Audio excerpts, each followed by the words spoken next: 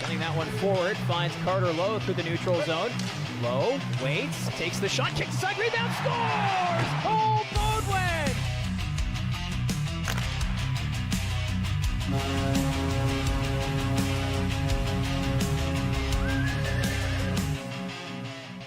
Welcome to the Progressive Auto Sales Arena in Sarnia. I'm Mike Poirier, joined us alongside Gene Pereira, Josh McCann, also making the trip. It's kind of tight quarters here in the press box in Sarnia, so that's why it's a little cramped here on the camera. But want to thank you for tuning into the broadcast here tonight as we get ready for this one.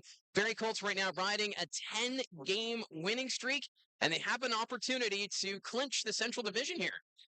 Yeah, a win here would do it. And, again, it's, you talk to the Barrie Colts, it's not something they've been focused on, the old day-by-day motto, but it's a nice feather in the cap. Obviously, it's still a chance to not only finish at the top of the Eastern Conference as they battle Brantford and Ottawa up top there, but as well, first place overall in the OHL, which would be another feather in the cap and certainly lock up home ice throughout the playoffs. And the last game that the Barrie Colts played was on home ice against the Brantford Bulldogs. What a showing that was for the Barrie Colts in that third period, really taking over. And you kind of felt the momentum really shifted with Kayshawn Aitchison scoring that goal that set the mark as the highest scoring defenseman in Barrie Colts franchise history. Yeah, it was a great effort by the Colts, and obviously Aitchison, a big night for him, another 2 goals, and an opportunity as well to break his goal scoring record 26 tonight here in a single season, as well as become the all-time points leader. But I think the Colts, you go back to that Brantford game after that big loss in Brantford, they were chomping at the bit to get back at him, and pretty impressive for a team playing 3 games in 3 nights. Barrie facing Brantford, and their third period was their best period by far. So, the Colts coming up big when they needed to. And that's been the trend, it seems, really since the trade deadline, where the Barrie Colts going into that third period, maybe they're tied, maybe they're down, but there's just a flip of the switch and they find a way to come back. There's a couple of games there where against the North Bay Battalion and Ottawa 67s where the defense wasn't able to stop the opposition from getting into the pucks to the net. But this Barrie Colts team has a great way of finishing games.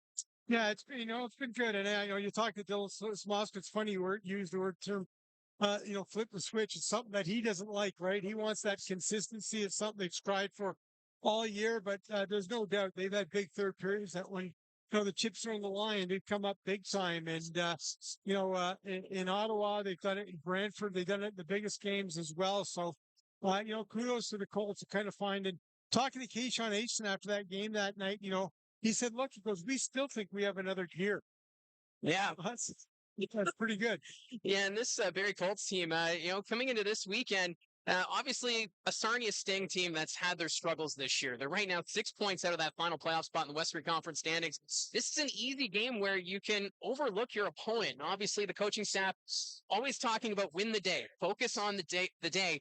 And, this is where it's going to be tested. Can they stay focused on winning the day and not overlook your opponent? Yeah, it's something the Colts have done fairly well. But look, they come in facing a Sarnia team that's 4-5-1 over the last 10. Not bad for a team that's kind of out of the playoff picture, but they're 6 points out. Look, it's desperation time. It's a stretch drive. So these 2 points, the Colts can't take them light-handed. For Sarnia, every game's like a playoff game right now if they want a chance to somehow get back into that playoff race. And the Barrie Colts needed overtime the last time these two teams met. It was a 3-2 win for the Barrie Colts in overtime. Kayshawn Aitchison scoring the game winner in that one. But this team, a little bit different. They sold off at the trade deadline, kind of got a little bit younger. It's been tough sledding here in Sarnia these last 3 seasons, potentially missing the postseason 3 straight, which you don't typically see in junior hockey. So this is a team that's trying to rally and get things back on track. Yeah, look, I mean, sometimes it's hard to, kind of take that pill and swallow it at the deadline when you got to look to the future and make up moves. But you hope that you bring in. Look, they brought in, Barrie former Barrie minor midget Logan Howery from London, and certain that he's going to be a big part. Beckham Edwards. There's some young talent on the Sarnia team, and you got to build around it. You hope that a stretch drive like this, where you're fighting for a playoff spot, again, it's a little bit like playoffs, so you get these young guys a ton of ice time and get them experience, and that if they can win some of these battles, especially against a team like Barrie that's won 10 straight, imagine what a huge boost would be for this young Sarnia team. So, of course, the Barrie Colts have that chance, as we mentioned, to clinch the Central Division title here tonight. But Also want to keep pace with that Brantford Bulldogs team. They got a point in an overtime loss Sunday against the Peterborough Petes, and then a win yesterday against the Brampton Steelheads. So the Brantford Bulldogs now 3 points ahead of the Barrie Colts, but now it's Barrie who have a game in hand on the Brantford Bulldogs for that race at the top. Yeah, and scheduled, but you got to mark them off and win it. Barrie's got 11 games left in the regular season, and already the first team to 40 wins here and an opportunity to win 50 this season with a big run at the end here. But again, I think, look, I mean, you talk to the Colts and, it's not something that they particularly had their eye on, but there's an opportunity here to get on home ice, which could make the big difference in the playoffs. So obviously you want to win that game in hand, and you got Brantford coming in for one more game in Barrie. That'll be a huge one as well. Yeah, it's going to be a huge test. But while we have a moment, let's go to our Mariposa School of Skating Coach's Corner, where we catch up with Barrie Colts head coach Dylan Smoskowitz. Catching up with Barrie Colts head coach Dylan Smoskowitz. And Dylan, coming off a big win at home Saturday against the Brantford Bulldogs, a statement win against a contender in the Eastern Conference. How are you guys feeling right now after that game? Honestly, we felt like it's just another game. We prepared well for it. We didn't mind our game on Thursday against Owen Sound, but we got the job done. We liked our game much better on Friday against London. We got the job done. We liked some parts of our game on Saturday. There's some parts we'd like to clean up, but we got the job done. So there's just different ways, finding different ways to win right now. Different guys are being different types of contributors on a nightly basis. And when you think about successful teams, it's not always the same guys over and over again. So the fact that we were able to win 3 games last weekend and kind of have different guys fill different roles over the course of those 3 games is a really good sign for us.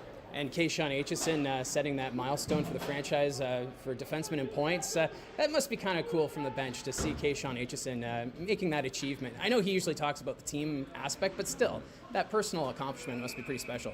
Oh, it's cool on so many levels, and I mean, there's no one is more deserving to have his name at the top of a list than Cash.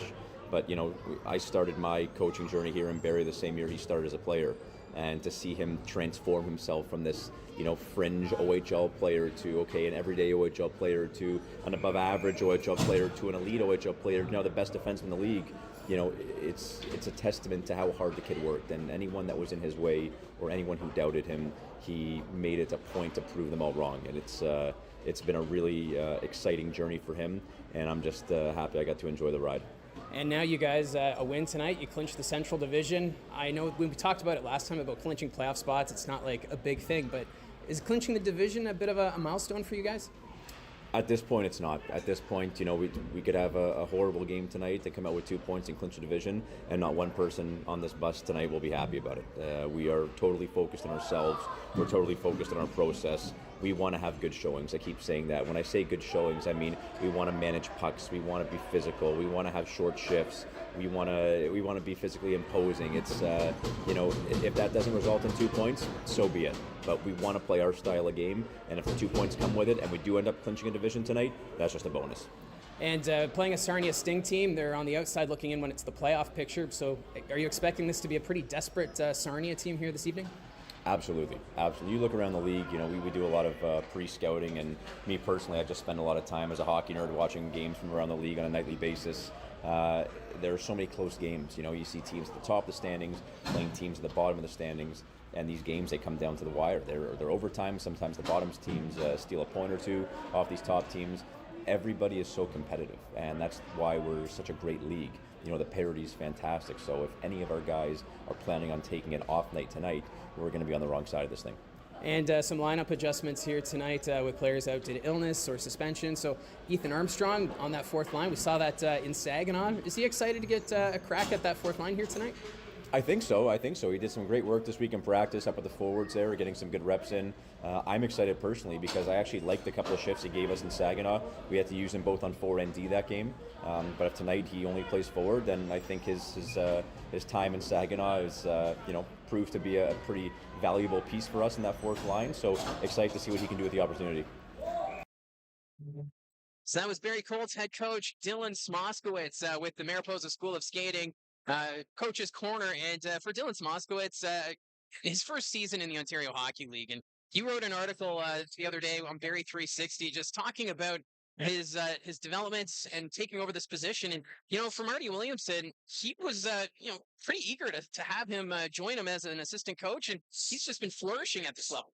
Yeah, it's been a pretty impressive season for Dylan Smoskovitz. And look, you forget that things didn't get started. He had that early season 6-game losing streak, lost some games on home ice and a home heavy schedule. And I think for them, talking to Marty Williamson, he said, look, he goes, even when I hired him as an assistant coach, I was looking for an assistant coach.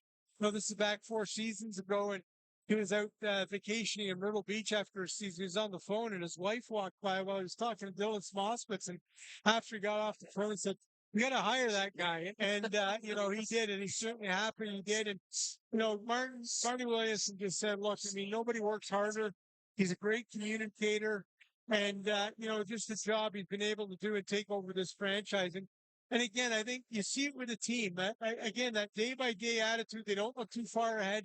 They don't panic. And a lot of that is the coaching staff. And, it's a young coaching staff, Patrick Sexton, Dennis Martindale, Connor Goddard. I mean, it's just been, what a job they've done here in Barrie in this season together as a group. And, Marty Williamson said, look, it's fun coming to the rink. He talks to Dylan Smoskovitz every day.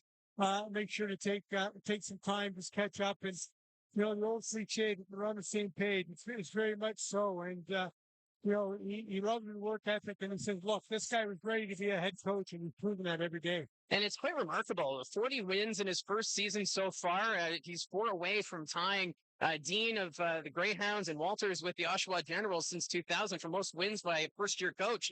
And, for Dylan Smoskovitz, he's been so positive this year. He's a player's coach, and you can tell that what he's preaching, the players are feeding off of it. Yeah, look, and I mean, you talk to Dylan too, and he says it's not just games, practices. He looks at every day as being important, whether it's in the gym, even at home, getting your rest, nutrition. It's kind of the old complete package, and we've seen that commitment in the guys. And first and foremost, I think these guys are buying in. You talk to them, per player, they love Smoskovitz. They love how we just focus on the positive. And he says, talking to Cole Emerton, he said, look, sometimes you come in after a period, you haven't played well and you've been down, and here comes, Coach Smoskovitz, just, pumping everybody up, and it makes a big difference. And, they've been on an impressive second half run here, and it's easy. You come into some games, some nights, and you think, okay, we don't have to show up. And it's none of that. This coaching staff's had them prepared for each and every night. So it's really remarkable to see where the Barrie Colts are at. And we want to also say thank you to Richard for the super of $10. We'll have to send Josh McCann down to get a snack at the first intermission. So good evening there, Richard. But we're now in that part of the season where we're looking to the postseason and awards season. Dylan Smoskovitz.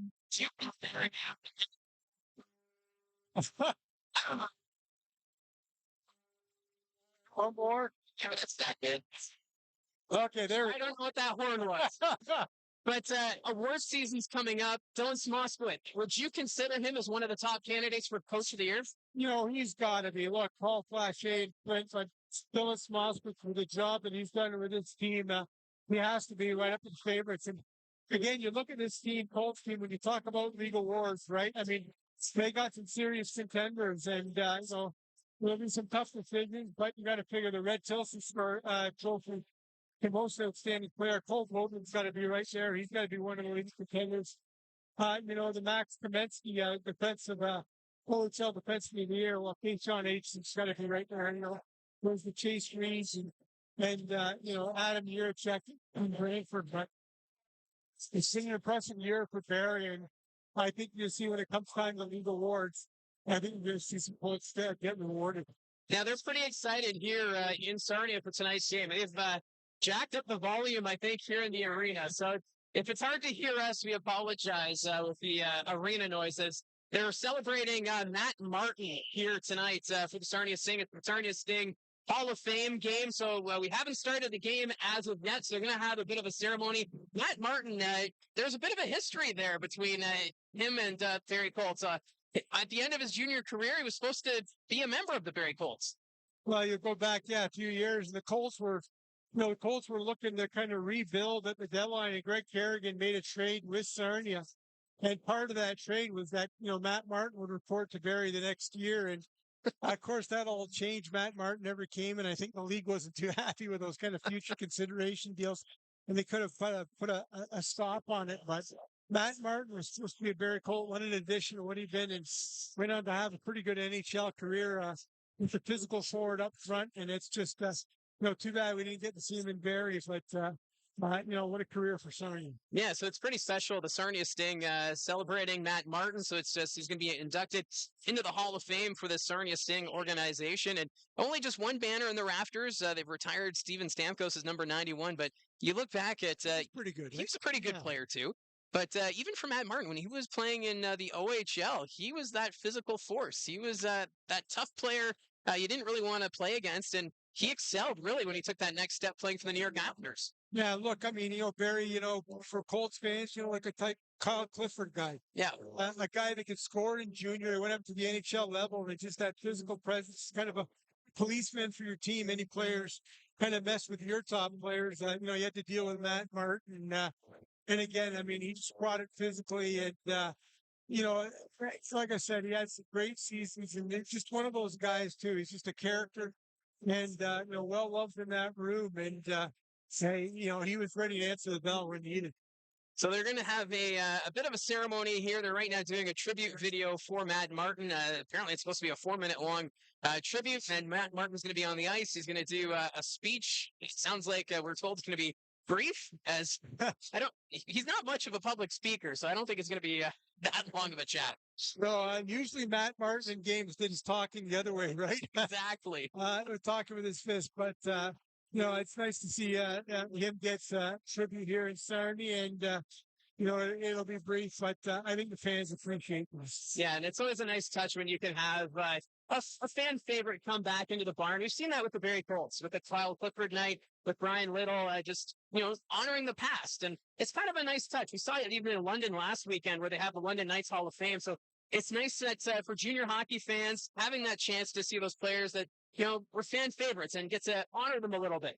Yeah, that's what makes junior hockey great, right? These guys come as young 15, 16-year-old guys, and they really develop into young men. When they go on, some of them go on to have great careers, whether it's in the police force or whether it's in the NHL, or become big parts of the community. And it all starts in junior hockey. And that's the nice thing about being that junior hockey membership, right? You get to see these guys when they're young guys, and you get to see them develop and then go on to have big NHL careers, and kind of say, hey, I remember him when he was just missing a couple of teeth in junior and that big smile, but it's great. And you have nights like this, you can pay tribute to them, and like I said, it's a fun night for fans, and trust me, the players really appreciate it. Yeah, so we're just right now in the middle of that ceremony for Matt Martin, so we're going to take a break, and then it's going to be the national anthems, and then when we return, we'll have puck drop here from the Progressive Auto Sales Arena in Sarnia as we get ready for tonight's game between the Barrie Colts and the Sarnia Sting.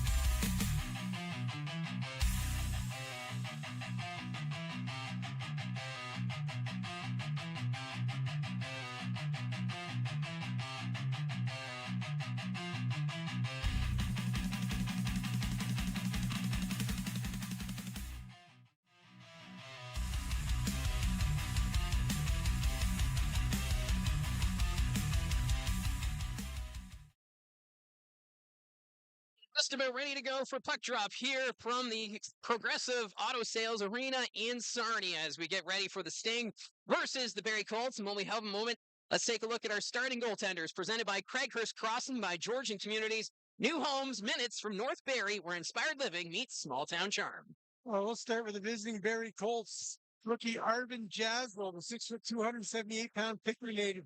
He's going to make his 19th appearance of the season. He's got outstanding numbers, 14-3-0-1 record, 2.28 goals against average, 926 save percentage. For the Sarnia Sting, it's Patrick Quinlan that gets the start, 6 foot 188-pound Plymouth, Michigan native.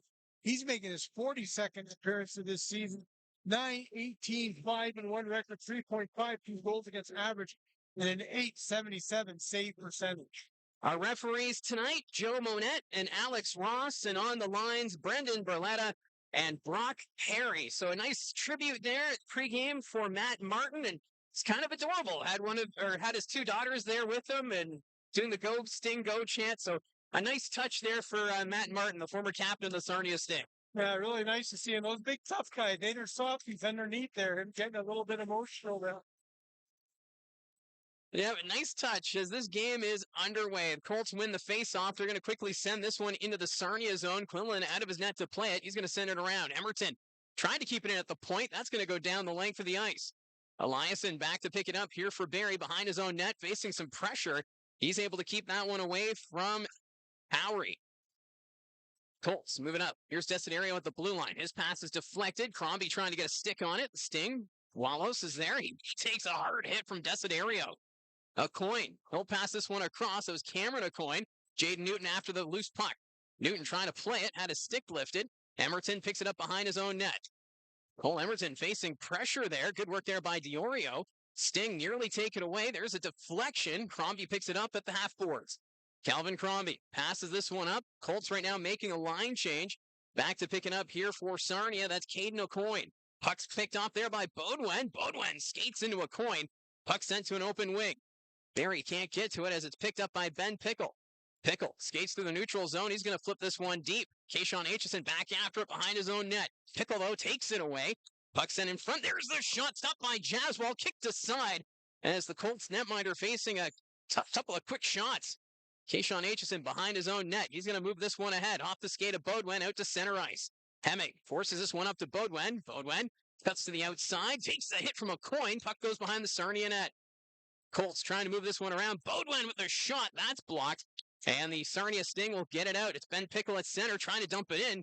Didn't get a lot on it as it was blocked. And his second opportunity goes down the length of the ice. Both teams are making changes here as Kayshawn Aitchison. He'll set up behind his own net. Aitchison taking his time up to Von Richter. He'll chip that one off the board. Zabeski trying to get in the Sarnia zone. Edwards sends it back. The Sting get it out to the neutral zone where it's picked up by Von Richter. Over to Vader. Zabeski sends it to the nets, and Quinlan makes his first stop of the game.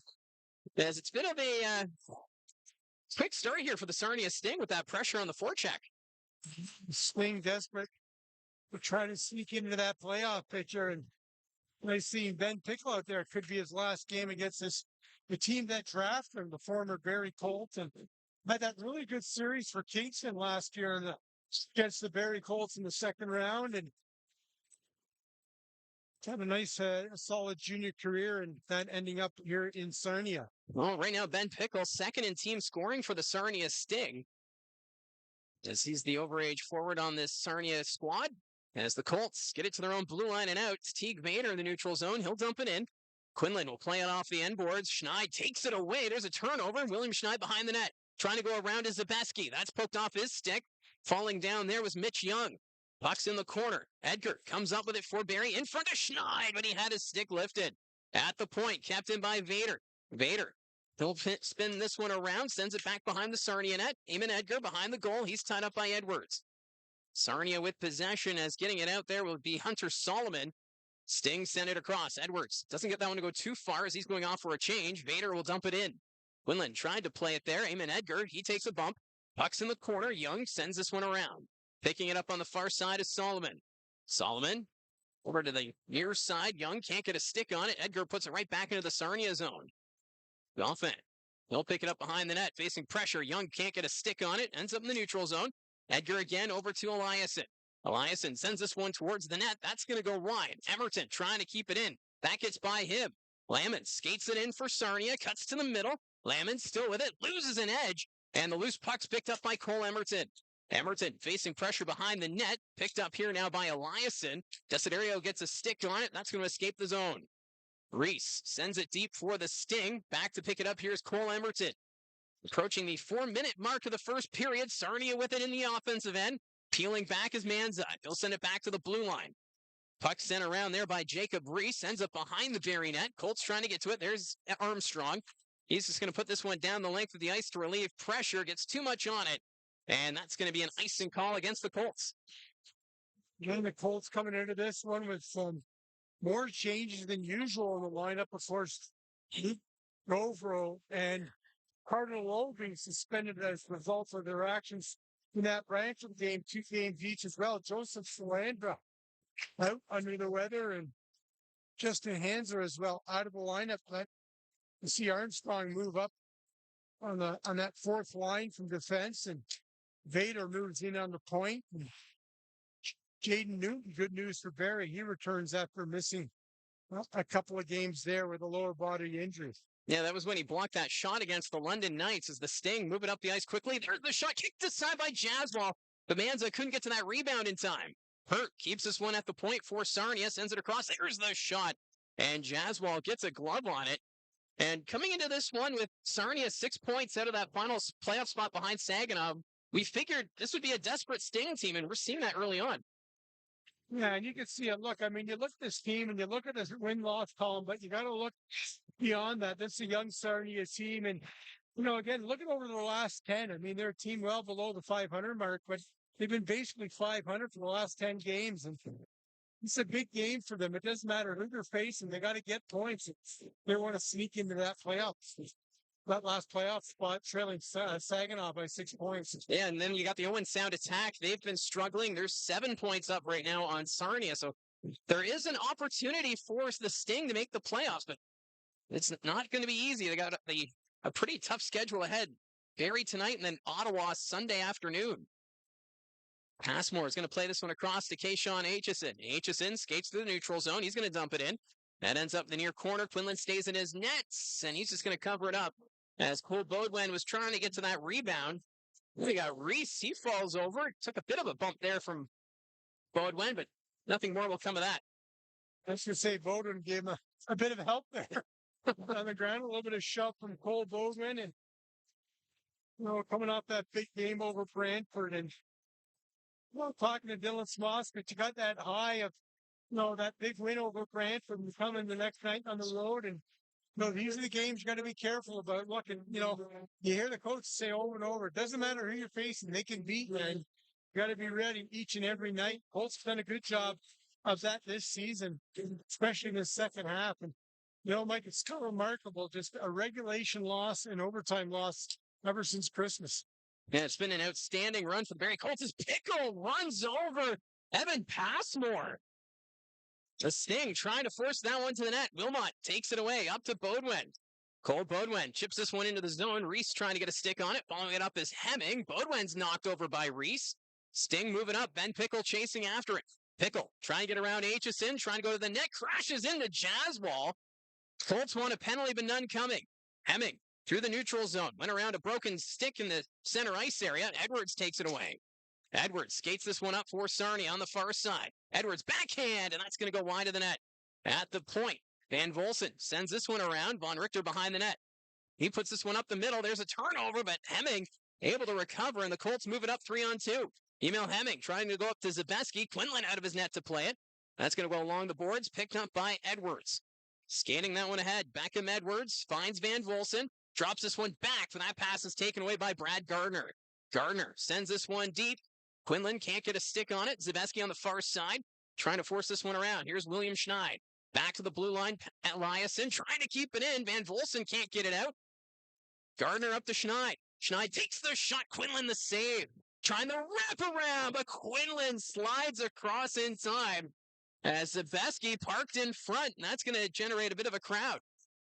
Well, nice job there by Schneid. And, before that, you go back a little bit. I mean, what a huge play on a great stick by Emil Hemming in his own zone that would have led to a great opportunity for scoring opportunity for Sarnia. And instead, the puck goes back the other way, and Schneid with a couple of chances, including the wraparound. Nice job by Quinlan to get up against that right post. Yeah, we haven't had too many shots to start this hockey game. I believe it's 3 apiece right now. But the way they set up the arena, it's hard to see the scoreboard. We got Steven Stamkos' banner in the way, so it's a different setup here in Sarnia. Gee, what did he keep getting in the way? I keep mentioning this guy. Oh, they put his banner like right in our viewpoint. We can't see the score sheet when they put the advertisements on the jumbotron. And I mean, those teams don't face each other often, but you go back, Sarnia, they pushed Barrie in that first game back in Barrie, and now they come in here desperate on home ice on a Friday night. Well, it's not a bad crowd here at the Progressive Auto Sales Arena. Obviously, a lot of excitement with Matt Martin being back in the building, but this is a franchise or a fan base that's eager for some success. As the Sting get it out to the neutral zone, Emerton's going to send this one into the zone, trying to get a stick on it there with Schneid, but that's knocked out to the neutral zone. Gardner sends this one deep, takes a weird bounce in the corner. Caden O'Coin can't handle that one. Wallace along the boards. He's bumped by Emerton, who comes off the blue line. Emerton takes a hit. Puck comes to the corner, but Gardner can't keep that one in at the blue line. Jaswal leaving it for Teague Vader. Vader back behind his own net as the Colts make a line change. Vader taking his time. 4-3 are the shots right now in favor of Sarnia, as we're now at the 7-minute mark of the first period. Emil Hemming trying to skate through center. That's taken away by Diorio. Diorio turns it over to Kayshawn Aitchison. Aitchison up the wing, getting a stick on it there is Wilmot. Puck bouncing around. Bodwin after the loose puck in the corner. Kicks it behind the Sarnia net. Bodwin back to the blue line to Passmore. Quickly over to Aitchison. Aitchison takes the shot. Stop. Rebound. Hemming can't find it. Wilmot, though, picks up the loose puck. Comes back to the point. Just keeps it in. What an effort. Bodwin sends this one deep. Hemming back to pick it up. Hits the brakes. Lost the handle of it. Bodwin picks it up along the boards. Cole Bodwin sending it around. Behind the net is Hemming. Hemming loses it. He's trying to keep it away from Hurt. Hurt knocks him down. Puck's in front. Bodwin can't get there in time. Puck sent to the blue line and out. Passmore just sends it back in. Hemming, he'll play it behind the net, but that's going to be offside as Emil Hemming was tied up there with Huston Hurt. Work behind the net there, and watch the players, the two teams warm up. It was nice to see Ben Wilmot and Logan Howery get at center ice, saying hello to another. The two former London Knights on different teams now, and you never forget those relationships, right? Your teammates, they're always kind of the teammates, and hope you give each other a pat and wishing each other well. Well, for Logan Howery, after being traded to Sarnia, was out of the lineup for quite some time. So it's good to see him back in the lineup after dealing with an injury. As that's going to go in the Sarnia zone, delayed offside. The Sting will pick it up. A coin through center. That's deflected. Taken away here by Calvin Crombie. Crombie skates it in for the Colts. Up ahead, Desiderio. That bounced off his stick. Reese takes it away for Sarnia. Reese, one hand on his stick, trying to get it out of the zone. Desiderio is there. It's underneath Reese. And he'll get this one out to center. Challenger trying to send it forward. Knocked down there by Crombie. Desiderio, he'll dump it in. Quinlan out of his net to play it. Leaves it there for Caden O'Coin. O'Coin passes this one over to Reese. Reese up the boards. Getting a stick on it there is Challenger. Challenger dumps this one in for Sarnia. Puck goes deep. Back to play it here is Gabriel Eliasson. Eliasson to Von Richter. Back to Eliasson. Puck sitting in front of the Barrie bench on the blue line. Delayed offside here now against Sarnia. Parker Von Richter behind his own net to play it. Passes this one forward up to Eamon Edgar. Edgar to Von Richter. Parker Von Richter, he's going to dump this one in. Quinlan there to play it, decides to send it up. Armstrong knocks it down at the point, takes the shot, deflected, bouncing. Loose puck, Von Richter settles it down, takes the shot. Another chance, and McCormick stopped by Quinlan. Best chance of the night so far for the Barrie Colts was Jonah McCormick, as the Colts will send it back into the Sarnia zone. Back to pick it up, that's Solomon. Near side for Mitch Young. Young has that bounce on him. Young Gets to the blue line, facing pressure from McCormick. Now gets it out to center. Emerton back in his own zone. Up the head, finds Edgar at center ice. McCormick back to Armstrong. He's going to flip that one to the opposite corner. Solomon fans on the clearing attempt. Edgar there on the forecheck. Solomon sends this one ahead. The Sting put this one across. Emerton trying to get a stick on it. Through center it goes. Edwards overskates it. Picked up by Zabeski. Zabeski into the attacking zone. Trying to go to the nets. And that's knocked off his stick by Young. Good work there by Mitch Young. Sarnia trying to get it out of the zone. Cameron Aucoin gets this one out to the neutral zone. Puck's bouncing. Aitchison trying to play it. Edwards kicks it into the Barrie end. That rolls on nets, and Jaswal's going to cover it up. Gets a bit of a snow shower. It may have been Evan Passmore who did it to his own goaltender by mistake, but those linesmen will get between them. A little bit of pushing and shoving. What a great opportunity there for Nona McCormick in front of the net. Quinlan coming up with a big time stop. As McCormick had that puck right in front of the net. And Quinlan doing a good job of being in position to that one, take it off the chest, and that's almost get on the board first, but Quinlan, the big stop. Well, that's been the theme these last few games is the success of that fourth line. And we're seeing it again tonight, this time with McCormick, Edgar, and Armstrong. As they just continue to create those turnovers on that solid forecheck. Sting right now getting it down the ice. Aitchison's going to come back to play it. Keyshawn Aitchison behind his own net. He's going to take his time. 9.5 minutes left to go in the first period. Shots now 6-4 for the Barrie Colts. Aitchison behind his own net. He's taking his time as the Colts right now completing a line change. Now he's going to send it forward. Wilmot tried to get a stick on it, but that's going to be an icing call, so it's being brought all the way back into the Barrie end. These two teams, and you head into the stretch drive, and every night means something. It means something to both teams. And for the Sting, they're fighting for the playoff live. The Colts, they're finding position after that 3-3 last week. We come out here on the road, and Barrie's going to have 3 straight on the road and into Windsor tomorrow night, and on Wednesday in that morning school game, Mike. That's going to be a fun one down in Brampton on Wednesday. Colts get into the attacking zone, reaching for it as Wilmot, trying to send it out in front. Puck's bouncing. Beamish knocked it down. Reese sends it ahead. Von Richter tried to keep it in the zone, but that escaped. Challenger gets the loose puck, moves it ahead. Ben Pickle on the wing, stopped by Hemming. Hemming will take him down. Puck's in the corner. Eliasson runs Challenger into the boards. Cameron Aucoin on the near side. Settles it down. Back behind the net. That's Pickle in front. Challenger had it poked away by Von Richter. Colts get this one out to center ice. Reese trying to settle it down. It was bouncing. Pickle leans into Wilmot. Ends up back at the Barrie blue line. Eliasson trying to go up the middle. That pass was deflected. Good stick work there by Jacob Reese. Puck sent back into the Barrie zone. Jaswal's just going to come out of his net as Wallace is on the forecheck. Colts send it around. Parker Von Richter in the near corner. Up to Desiderio. Nicholas Desiderio carrying it in. That's sent wide. Quinlan slows it down. Getting a stick on it for Sarnia is Hurt. Houston Hurt loses it. Crombie trying to get to the net. Crombie around the Sarnia goal. Wrap around. It went off Desiderio. Ends up in the corner. Crombie, he's tied up. Newton had a stick lifted. Can't get a stick on it, but Emerton will send it back into the zone. Desiderio down low. Crombie back to Desiderio in front. Backhand stopped by Quinlan as Nicholas Desiderio found a way behind the defense, but couldn't beat Quinlan. Flying at Desiderio, Newton, and Crombie. And I mean, what a good start. What a job by, again, Desiderio to get that puck into the zone. And he ends up with a good opportunity in front of the net, tries to sneak it through the pads with Quinlan, but he's having none of that. But, again, we talked about, how this Colts team, they're a tough team to play against. They bring it up physically, and they've done here. The start of this one, it's been a physical one. And there were a couple of good chances for Barrie. It was a forecheck. Still no score. 7:49 left here in the first period. The faceoff is coming to the left of Quinlan. Schneid steps in to take the draw against Edwards. Won by the Sting. Puck's in the corner. Sarnia moving it ahead. Howery gets this one out. Edwards skates it ahead. Beckham Edwards getting around Aitchison. Aitchison takes him into the boards. Van Volsen trying to put it out in front. That was blocked. Van Volsen, the former Steelhead, leaves it in the corner. Aitchison will collect it.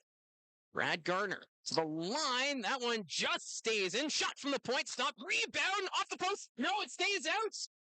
That one was nearly in. Getting the backhand on it was Logan Howery.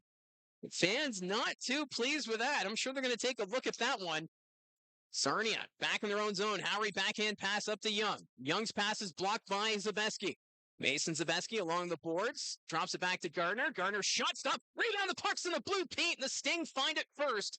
And they're going to put this down the ice. That's going to be icing. But you've had chances at both ends. And I'm sure that one in the Barrie zone, they're going to want to take a look at that one. Well, Mike, I think, if they take a look at that one, they're going to look at the blue line. I thought that puck came out. It was very close. It was really close, but I thought that puck actually came out. Then I thought, geez, you see them all score, and they're going to take a look at this one. But Barrie comes back the other way, and we'll take a look at it up on the screen at the rink here. And again, Barrie doing a good job with the forecheck. They are reviewing it. No goal. That's as close as they come right now. Logan Howery with that backhand. So we're still looking for our first goal of the game. Both teams have come close, but the iron at one end and big saves from Quinlan at the other. Face-off won by the Sting. Young tied up there by Hemming. Beaudoin trying to get a stick on it. He's tied up by Edwards. There's a shot by Quinlan. What a blast by Wilmot. Another chance. Second chance. Stopped by Quinlan. Ends up over the net. Hemming picks it up in the far corner. Hits the brakes. Trying to get away from Edwards. Hemming in front. Blocked by Young. Wilmot diving for it. Sends it back to Teague Vader. Vader to Emerton. Quickly ahead, but Beaudoin couldn't get a stick on it. Young almost turned it over. And that's going to go down the ice. Won't be enough for icing. Cole Emerton with that long pass. Picked off there by Aucoin. Cameron Aucoin takes the hard hit from Beaudoin. Puck goes deep into the Barrie zone. Pickle after it. Ron Richter had a stick on it there for a moment. Puck ends up back behind the Barrie net. Pickle racing for it. Ben Pickle back to Cameron Aucoin at the blue line. Aucoin takes the shot. Stopped by Jaswal. Puck's loose. Colts pick it up. Hemming. He'll get this one across and out. Emerton after the loose puck on the far side. He's going to dump it in. Quinlan behind his own net to play it. 5:50 remaining in the first period. Long pass. Challenger gets a stick on it. That goes deep. No icing. Gabriel Eliason there to pick it up here for the Barrie Colts. He's got some room. Over to Armstrong on the near side. Puts it back across. That went off Goffin. And that's going to go down the length of the ice. And now an icing call against the Sarnia Sting. With 5.5 minutes remaining, 10-6 are the shots for Barrie. How good has Patrick Finland been here early? Another big time stop, and that time Ben Wilmot parked all alone in that slot area, and he gets off the one-time shot, but Quinlan again, a big stop, and that's 3 of them now. Big time stops by the Sarnia netminder. Well, we talked about it. This is going to be a very desperate Sarnia Sting team. They want to make the playoffs. They've missed the postseason the last 2 years, and they don't want to miss for 3 straight. But playing a good game so far here, weathering the storm. They've had some chances, and you really got to compliment the play of Ben Pickle. He's really been driving the play. Well, I mean, you look at him, he's so effective with Kingston last year. Started his career in Barrie. It's tough to make the lineup the first couple of seasons, and ends up finding his way to the Kingston Frontenacs, and then, effective run for them, and had his own pickle fan club too for Kingston. Gets traded to Sarnia here, and he's been a big part of this Sting offense this season. So the faceoff being brought back into the Sarnia zone to the right of Patrick Quinlan. Faceoff won by the Colts. After it, here's Crombie. Crombie takes the shot. Quinlan the save.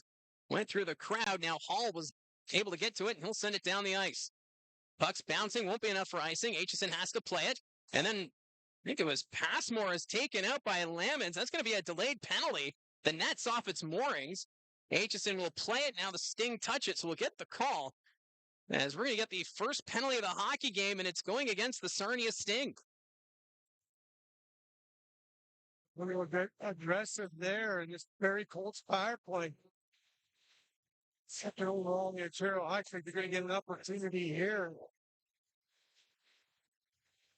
And then, Barrie coming back to play that in the orange zone, and Passmore. Aitchison had the puck behind the net. Lemons to shove a Passmore into the net. So it's Brenner Lemons. He's being called for the interference. And as you mentioned, Barrie Colts right now, the second best power play in the league. This power play brought to you by Frontline Hockey Apparel. You can find them at frontlinehockeyapparel.com. As Aitchison's shot goes wide of the net, the Sting skated up 2-on-1 shorthanded. Beamish on the wing. He's got pickled in the net. Takes the shot. Misses the goal. That puck's going to sail out to the neutral zone. Sarnia will dump it back into the very end. For the Sarnia Sting team, their penalty kill right now, 18th in the OHL at 74.9%. We'll see what they can do here as Hemming moves this one ahead to Aitchison. Aitchison, his pass is picked off, and the Sting will get it out. 1:22 remaining in the power play here for the Barrie Colts. Emerton passes this one up to Beaudoin.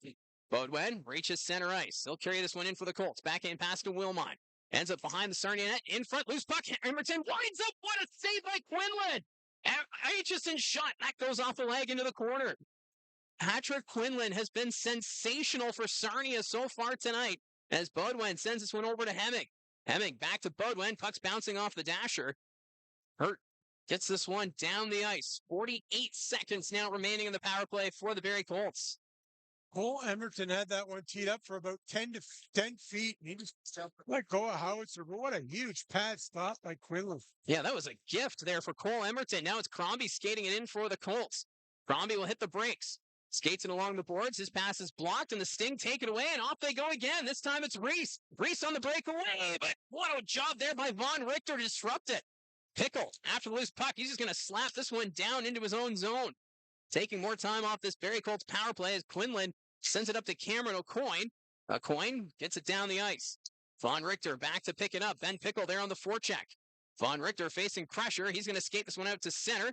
Into the zone is Gardner. Gardner trying to settle it down along the boards. Takes a hard hit from Pickle in the corner. That one's deflected. Lemons comes out of the penalty box. And now he's got a breakaway. Lemons on net. Takes the shot. Stopped by Jaswal. But now we've got a penalty call against the Colts. And it's going to be a penalty shot. Brenner Lemons comes out of the penalty box. Gets a great opportunity.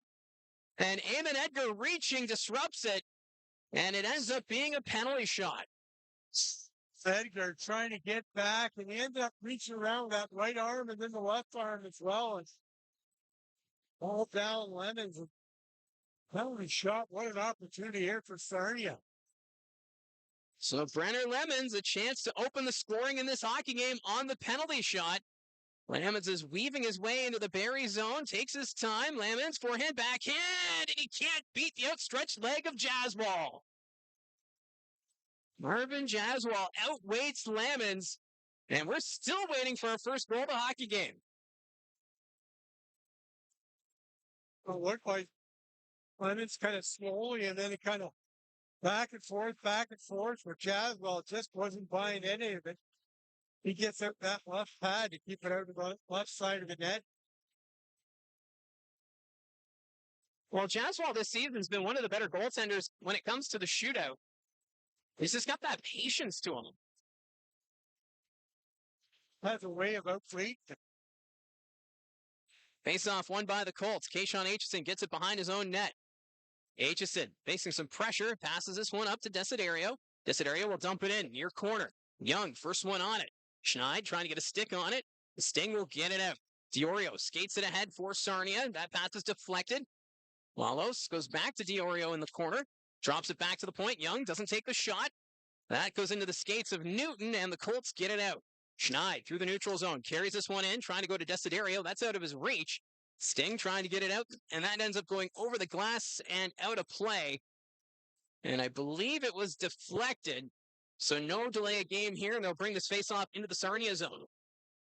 What a sequence there for Sarnia's Brenner Lemon. You end up taking a bad penalty, shoving Passmore, and you come out of the penalty box and you get on a breakaway and end up getting a penalty shot.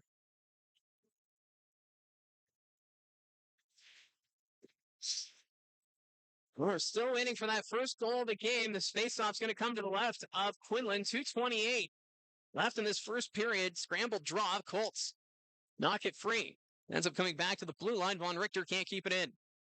Parker Von Richter. He's going to dump it back into the Sarnia zone. Quinlan got a stick on it. Caden Coyne, he's tied up. Challenger gets this one out to center ice. Von Richter facing pressure from Pickle, goes up to Wilmot. Ben Wilmot fans on the pass as he had Challenger coming on him. Challenger's going to skate it out. The former Erie Otter, Tyler Challenger, dumps this one into the Barrie zone. Aitchison trying to get a stick on it, takes a hit from Challenger. Aitchison, though, stays with it. Up to Ben Wilmot. Wilmot across to Hemming. Emil Hemming skates this one in for the Colts. Goes between the legs, still goes to the net, flips it over the goal. That would have been a pretty finish there for Emil Hemming. Ben Wilmot keeps this one deep in the Sarnia zone. Reese is going to come back to play it. Colts right now completing a line change. 1:35 left to go in this first period. No score, but the Barrie Colts out shooting Sarnia 12-8. Sting moved this one ahead, picked off by Schneid. Schneid enters the zone here for the Colts. Ends up in the corner, in front to Gardner, but he couldn't get a stick on it. Edwards loses it to Zabeski, puts it in front. Gardner chasing after it. Gardner puts it behind the Sarnia net. Gardner still with it, back to the point to Teague Vader. Vader waits, fire stopped by Quinlan. Puck sitting there, but the Sting will get it out. Edwards flips it forward. Van Volsen trying to catch up to it. Van Volsen loses that race to Teague Vader as we're now in the final minute of the first period. Schneid up to Zabeski, quickly ahead to Gardner. Gardner at center. He's going to flip this one into the Sarnia zone. Zabeski blocks the clearing attempt. Gardner puts it back. Emerson, toe drag, lost the handle of it. Gardner throws the body around, but the Sting get it out. Emerson back at his own blue line, passes it back to Eliason. Emerson again, as we're now down to 33 seconds. Gardner chips it forward, but Crombie couldn't get to it. A coin will send it out. That's going to go right on net. No, wide of the goal, so an icing call here. So this faceoff will come back into the Sarnia zone. 25.4 seconds coming up and a big draw in the Sarnia zone. And, this first period, I'm not sure Dylan Smotswich and the staff are going to really like this one. Maybe a little bit too open. I think for the Barrie Colts, a lot of run and gun in this first period, but Sarnia gets both teams having some good scoring opportunities. Well, we've been seeing a lot of end-to-end action, and it's been a great pace in this first period. Still looking for that first goal. Colts win it. Aitchison, one-timers blocked in front. Bodwin behind the Sarnia net. Looking around the goal. Gets it in the corner. Bodwin takes the bump there from Diorio. Gets back with it. Bodwin trying to put it in front. He's tripped up. Puck will escape the zone. Evan Passmore picks it up at center. That goes off Howery. Sting trying to move it ahead. Passmore was in the way. And that'll do it for the opening first period. An entertaining game so far here between the Barrie Colts and the Sarnia Sting, but we remain scoreless. Both teams with some opportunities. The penalty shot being Sarnia's best one, and Quinlan, that's about 4 big-time stops. The Colts got it in key scoring areas in that slot area. The one by Cole Emerton, the big-time shot. Off the left pad of Quinlan, and then, the one off of Wilmot as well in the slot. So a couple of key scoring opportunities, but Sarnia's goaltender, making some big stops in that first to keep things even. And you mentioned how it seems as though the Barrie Colts playing that wide open hockey, something that we don't typically see with the Barrie Colts. You almost wonder if maybe with the different look on the lines, because we've got different players out, maybe it's taking a little bit to find that flow that we usually see. Yeah, you got that. I know, I always go down there and I talk to Dylan about, that first period and, go through the periods with him after the game. And I got a feeling he's going to tell me, I didn't really, the first period, I didn't like that open stuff, that run and gun stuff. And, he says that's not who they are. They got to stick with their identity. And I think they had a bit of that in that first period where the forecheck left some good scoring opportunities. Again, Barrie's at their best when they send guys flying in and they're physical on the D. They force turnovers, win battles in the corners. And you saw there in that first 11 good scoring opportunities. Now, in the pregame, we were talking about Dylan Smoskowitz and whether or not he should be considered a contender for Coach of the Year. And Cole Bodwin, the Red Tilson, potentially as MVP. Kayshawn Aitchison, maybe a top defenseman. But Ben Hrebeck, he's been sensational again this season. And you have to give him credit, especially early in the season where it felt like he was facing 50 shots a game. In that first quarter of the regular season. And Josh McCann, he had a chance to catch up with him before the game, but talk a bit about Hrebeck and what he means to this team. Yeah, when you look at Barrie, it took them a while to find their game, right? They had that bit of a slow start. Then after that, they started getting wins, but they were getting outshot, played at times And a lot of that had to do with Ben Revick, who was just outstanding, standing on his head. I think, that the Colts kind of picked that up and they've been out shooting their opponents and they haven't in this second part, especially in the season here. They've relied less on Revick and Jaswell, but again, he come up with some big time stops. But, Revick again, this the veteran presence back there. Look, it changes your game completely when you have a guy back there who's going to save your skin and come up with that big time stop. That allows you to do a little bit more things, take a little bit more freedom and leeway up front to make things happen. And Ben Revick's that type of goalie. He's a game changer. I don't think there's any question that when it comes towards the end, his name's going to be right there. Yeah, it's going to be interesting. Ben Revick, Ryder Fedorov seem to be the two favorites right now for potentially goaltender of the year. So for Revick, not in the goal tonight, so it's Arvin Jaswell. So Josh McCann had a chance to catch up with Ben pre-game. So here's our conversation with Barrie Colts goaltender Ben Revick and our Josh McCann.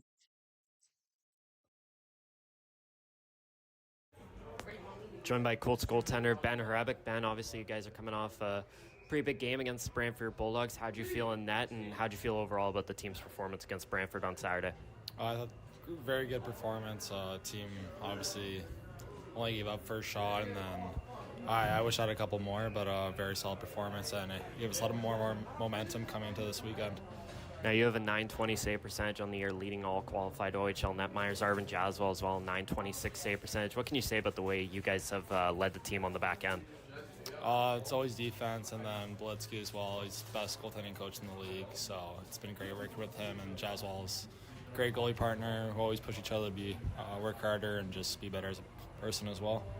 Now you guys kind of have similar entries into the league. You come in as the third goaltender behind Sam Hillebrandt, Ben West, and then you take over that backup role and soon into the starting role. Did that kind of help you being that third goaltender, getting the experience in the OHL? Yeah, I honestly think a lot of goaltenders are rushing to this league, especially coming in first year. They're just not ready, and then it's all mind focus, and then I feel like that extra year helped us develop a lot with the team, OHL shots, and just I think it's the way to go as an OHL goalie. What's your mindset going into a weekend like this, back-to-back? You're not starting tonight. You got to prepare for tomorrow as well. Just stay focused. Huge game tomorrow, so yeah, just get my touches in today. Now looking at the video against Windsor this week, what have you seen? What's your strategy going into that game? Same as every other game, stop the puck. For you've got some new pads. You've been sporting a new look over the last couple of weeks. What was the inspiration behind that? I just got the gloves too. They messed up the gloves, so I just got they're more brown. But just want to do something different. Always been simple, so.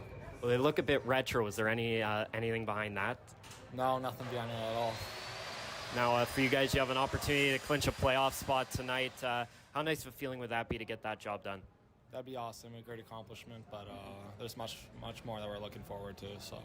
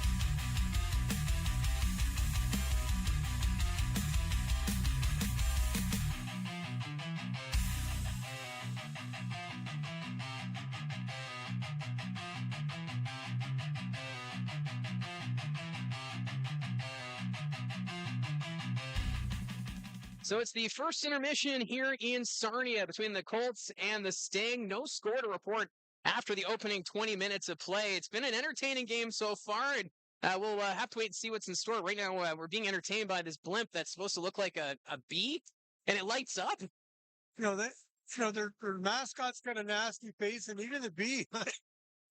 Holy moly. Well, they really embraced the whole bee theme here in Sarnia. Yeah, I love it. I love the jerseys, the black and gold and, the old Sarnia Sting, but long time. But I don't know, the mascot, kid friendly. This scares me.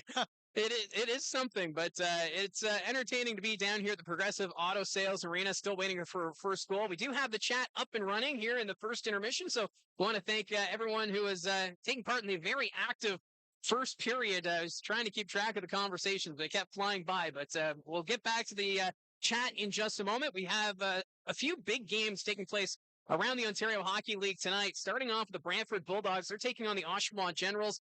At midway through the first period, it's right now tied at 1. Oshawa did open the scoring, so that's a game to keep an eye on. The Brampton Steelheads up 1-0 on the Kitchener Rangers. That's at the start of the second period. Brampton right now out shooting Kitchener 14-7. And of course, we saw Brampton the other night. They had a chance there to win in Brantford, and they seem to have some momentum right now. Well, I mean, like I said, at this time of year, I mean, you can't really take the foot off the pedal. It doesn't matter what your record says. I mean, every game means something, and we're seeing that here with a lot of these games. And in London, right now, the Knights and the Spitfires, they are tied at 1 apiece. The Barrie Colts, they're playing in Windsor tomorrow, so that's going to be the tail end of a 3-3 for the Windsor Spitfires. In Sudbury, this is the game a lot of Barrie Colt fans are keeping an eye on. The Sudbury Wolves and North Bay Battalion. It's right now 2-1 Sudbury. So if the Barrie Colts don't get a win here in Sarnia and North Bay loses, the Colts still clinch the Central Division. But obviously, the Barrie Colts, they want to get the 2 points tonight, want to clinch the division on their terms.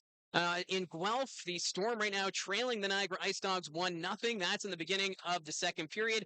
The Kingston Frontenacs are on the road in Sault Ste. Marie, and it's the Frontenacs right now up 2-1 on the Sioux Greyhounds, and that's also in the early stages of the second period. So some interesting scores there, and now we look at the chats, and Lee asking about the fries here in Sarnia. We've not tried the fries, but Richard at the beginning of the game gave us a gift of $10 to go down to the concession stand. We sent Josh McCann down there. He's coming back with a surprise, so we'll wait and see what it is. It does not look like French fries, but he's keeping it a secret. He hasn't even shown you what it is. You know what? I think he ate them before he even got up here. I think whatever it was. Yeah, well, it's very possible with Josh McCann. He'll be joining the broadcast in a few minutes. Tammy says you're wearing their color yellow. I know I didn't do that on purpose. My apologies. Liam, does anyone know when the November jersey competition gets announced back in the home barn? So that's the jersey design. We've started to see some teams around the OHL start to wear those jerseys. Yeah. We haven't heard yet for the Barrie Colts. Imagine that be coming out here. I mean, we're running out of time here. That will be soon. Yeah, so I would imagine we'll see those coming up soon. And Richard says we have a poll going on when Eliason will get his penalty and who will score first for the Barrie Colts. I like that our chat is now starting to have their own polls. It's out of our control. They're pretty active. That's what I love about it. Right? Except for Lee already, saying I'm scared of my own shadow after. Well, Lee, you take a look at that Sing mascot there, and yeah, we'll see who's scared. If you go face to face with this blimp that's still flying around us. Tammy says the Wolves have to win tonight. Liam, no penalty for Eliason for this game yet. And Tammy thinks it's popcorn. And I don't think it's popcorn because he's hiding it under his notepad. Yes. I like how we're back on the food. It always goes to food, I guess.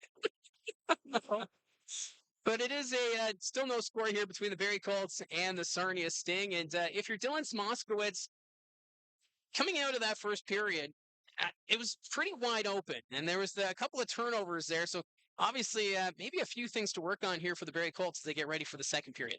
Yeah, I think you like the forecheck, the physicality. It lets them get some opportunities. You want to keep that going, obviously, but maybe a little bit leaky on the back end where Sarnia had a couple of good chances, 2 or 3 really good chances. Again, you want to clean that up. So, it's, again, these games, you kind of get into it. You got to So you get that kind of Matt Martin. These guys are kind of raring to go, right? They get out there and things open up a bit, but I think you'll see a little bit of a tighter second period as we move along here. And we kind of saw that near the end of the first period where, the Colts kind of started to relax a little bit. They're starting to tighten up in the neutral zone, and especially with that top line, Bodwin, Hemming, and Wilmot, they're starting to, get Sarnia hemmed in their zone a little bit more. And, Dylan Smoskowitz talks about that's Barrie Colts hockey. They want to play that physical edge, and they want to be able to keep the pucks down in the offensive zone. Right, when you're a defender, you're playing against those type of forwards where they come in and they always finish the check, and you know it's coming, right? You can't avoid it. You're going to take a hit. And it starts to play in a bit because when you go back to play the puck, you don't got eyes in the back of your head, so you kind of wonder who's coming steaming down the road, and it's effective. And I mean, we saw it lead to about I think 2 good chances in that first period. And that's part of Barrie Colts hockey and physicality. McCormick had a good start, a good opportunity early in front of the net that first period. But Barrie had at least 4 or 5 pretty solid scoring chances. They had a power play, not able to connect. So you got a feeling that it's coming. Yeah, and give credit to that fourth line. Eamon Edgar, he's been something else these last few games because last week he was playing on that line with Jaden Newton and Desiderio on the fourth line, and now with McCormick and also with Armstrong, it seems like that fourth line, they've figured out that identity line, and it also gives a bit of a break to the top 6. Let them rest up, and you can count on that fourth line to get the job done. Well, look, you want shifts, and you want the coach to remember, hey, remember us guys? We went in there and had a really good shift, and there's this tendency that teams turn to their top 6, but you know what? If your fourth line's going out there and being productive, which for this Barrie Colts team, they've been getting that. Whether it was Jaden Newton, leading that group, and now you got Eamon Edgar, who's kind of been in and out of the lineup. Look, these guys, they want to play and they want to show that they can be effective, right? And and they have. And I mean, that's the great thing. I think that's why Barrie's one of the top teams in the Ontario Hockey League, has been that depth. And Ethan Armstrong right now playing a forward when naturally he's a defenseman, and that's because of the helmets and the suspensions that Armstrong's been put on that fourth line. And he's fit in quite well. And this is the second time we've seen Armstrong put on that fourth line. Last time was down in Saginaw, and now here in Sarnia getting that chance. And he's looks pretty comfortable playing on the wing. And look, he's a smart player. He's got that offensive ability, so he kind of fits in. And you remember these guys that just they want to get in the lineup anywhere. I mean, I think they would probably scrap on the goalie pads. Yeah, if you let them, they just want to get into the lineup. And Justin Hansler again, a guy that kind of had been working that, play some shifts up front just to get into the lineup. Now he's a regular on the blue line, and I think for Armstrong, said, hey, whatever you need me to do, I'm ready. So the players are back on the bench and on the ice. So we're getting ready for the second period of play. So we'll get this second period ready to go. I see in the comments, people are still guessing what's the food item that Josh is hiding under his notebook. We'll find that out in the second intermission. So stay tuned for that. I hope it's not an ice cream cookie, or that's going to be all over our desk. And we already have pretty tight quarters here in Sarnia. It's not really able to show on the camera how much room we actually have, but we get the job done here, and I just hope it's not anything ice cream related, or it's going to be all over our equipment. But we are just about ready to go for the second period of play. It's been an entertaining one between the Colts and the Sting. For the Barrie Colts, Central Division title is on the line here. They need the 2 points to clinch, or a North Bay loss in Sudbury. That would do it as well. Well, the Sarnia Sting team right now 6 points back of the Saginaw Spirit for the final playoff spot in the Western Conference standings. So that this team playing some desperate hockey, trying to snap their playoff drought. They haven't been in the postseason since 2023, and that was when they went all the way to the Western Conference final for the first time in franchise history. And they haven't been back to the playoffs since. But the second period ready to go here as Josh McCann now joins us here in the broadcast booth. That's the most effort I've had to do to get to my microphone. Well, it's very narrow here. I know. It's like playing musical chairs. But the second period underway, the Colts carrying this one in. It's Emil Hemming takes the shot, and Quinlan makes the save as he's going to hold on to it. And with you going down to get that snack that Richard paid for, The whole chat has all been trying to figure out what it is you went down to get. Well, I got to the thing and there was a couple options. There was pizza, but we had pizza earlier. Didn't really want it. The hot dogs, they were a bit pricey, so stuck with Mike. Well, don't show me yet. We got to save it for second intermission. Sorry. Just wait. Sorry. Okay, my apologies. We got to keep the chat in suspense. Yeah, if everyone can keep guessing, it wasn't pizza or hot dogs, so got to keep going. And it's not ice cream because it's not melting. Colts Colts in the neutral zone as Hemming will dump it in. Reese back to get it. Takes the hard hit there from Bodwin. Sarnia sending this one out to center ice. Eliasson pokes it forward to Wilmot. Wilmot carrying it in here for the Barrie Colts. Drops it back to Bodwin. Colt Bodwin along the boards trying to play it. Here's Emil Hemming from the corner. Goes back to the point to Von Richter. Von Richter takes his time, takes the shot, bounces in front. Looked like it may have gone off Bodwin.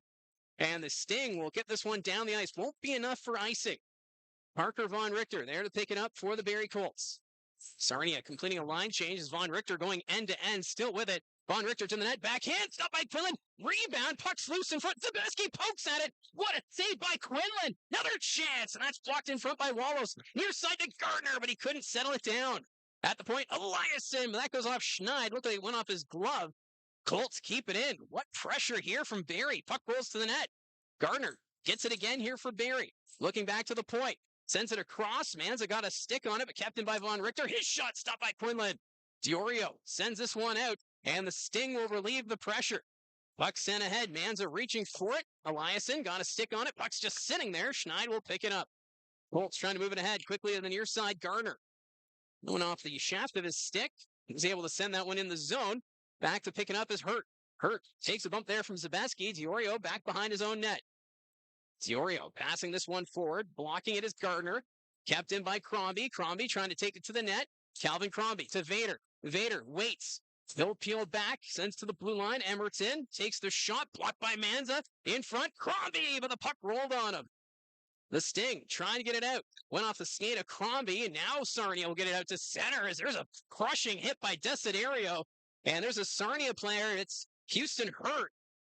And he is now just getting to his knees. But now we've got Wallows going after Crombie. As Houston Hurt. He is slow to get up after being crushed into the boards there by Desiderio. That was Desiderio laying that big hit. And not sure Wallows realized that as he was pretty aggressively coming after Crombie there afterwards. Getting a discussion here over by the timekeeper's area is Desiderio. Big hit there. And some good pressure by Barrie before that, though. They were all over the Sting to open up the period. And that second line doing a really good job. But Patrick Quinlan, I mean, you look at the numbers, 877 save percentage, doesn't look too great, but he's had a really strong start to this game. So I don't think we're going to get any penalties out of this. The referees, Joe Monette and Alex Ross, they were having a conversation, but Hurt's going to be sent down the tunnel. But what an effort here from the Barrie Colts, now out shooting Sarnia 17-8. Seeing that replay, it looks like he got him from the side there. It wasn't from behind. Well, now we got Solomon having words with Evan Passmore. Those two have to be separated. Passmore's been going out with everyone tonight. Maybe he's got a bee in his bonnet. You know I had to use it here tonight. Man. You knew it was coming. The bad bee puns. Puck sent deep. Solomon. They'll send this one around.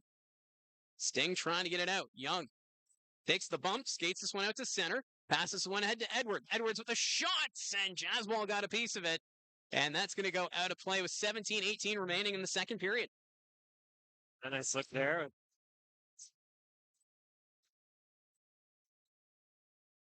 Stepping up there was Edwards.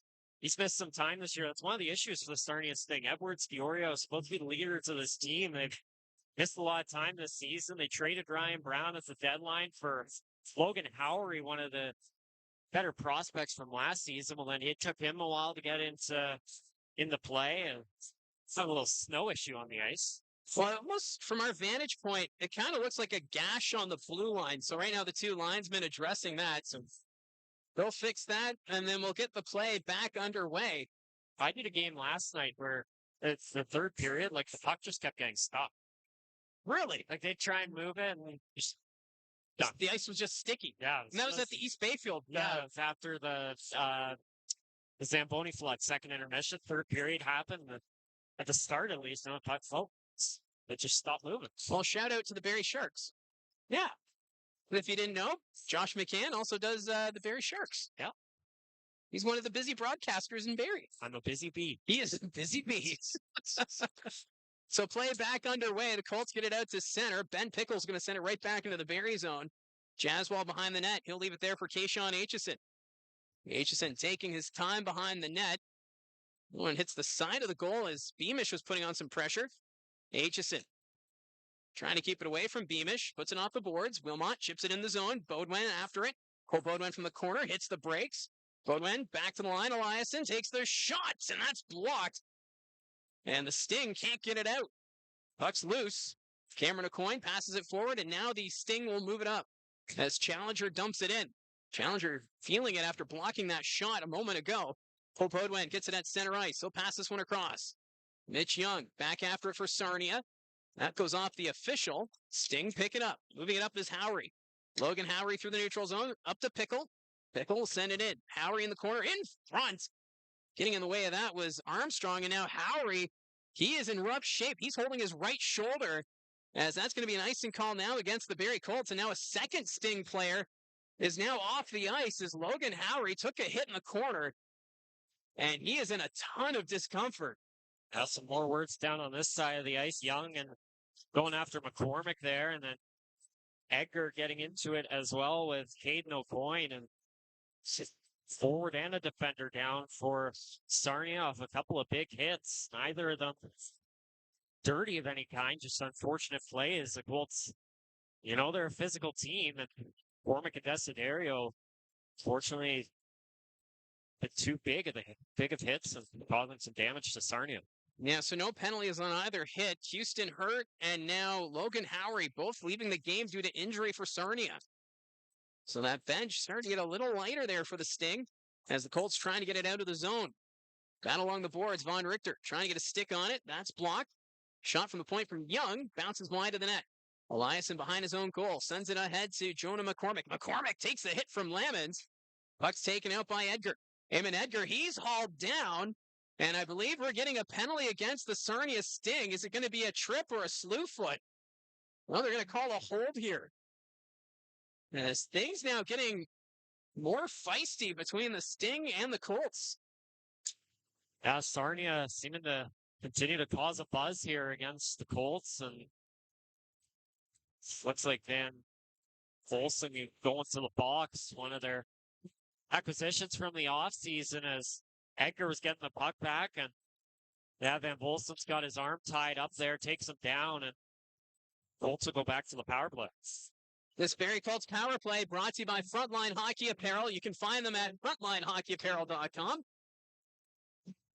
As the power play last time, we saw Sarnia getting a couple of shorthanded chances. Sarnia winning the faceoff. Sarnia's going to get this one out to center. It's Ben Pickle. Pickle taking his time, keeps it away from Emerton. Pickle facing pressure, knocks this one ahead, picked up there by Beaudoin. Kayshawn Aitchison will set things up. Power play now down to 1:42. Aitchison takes it out from behind the net. He'll skate this one forward.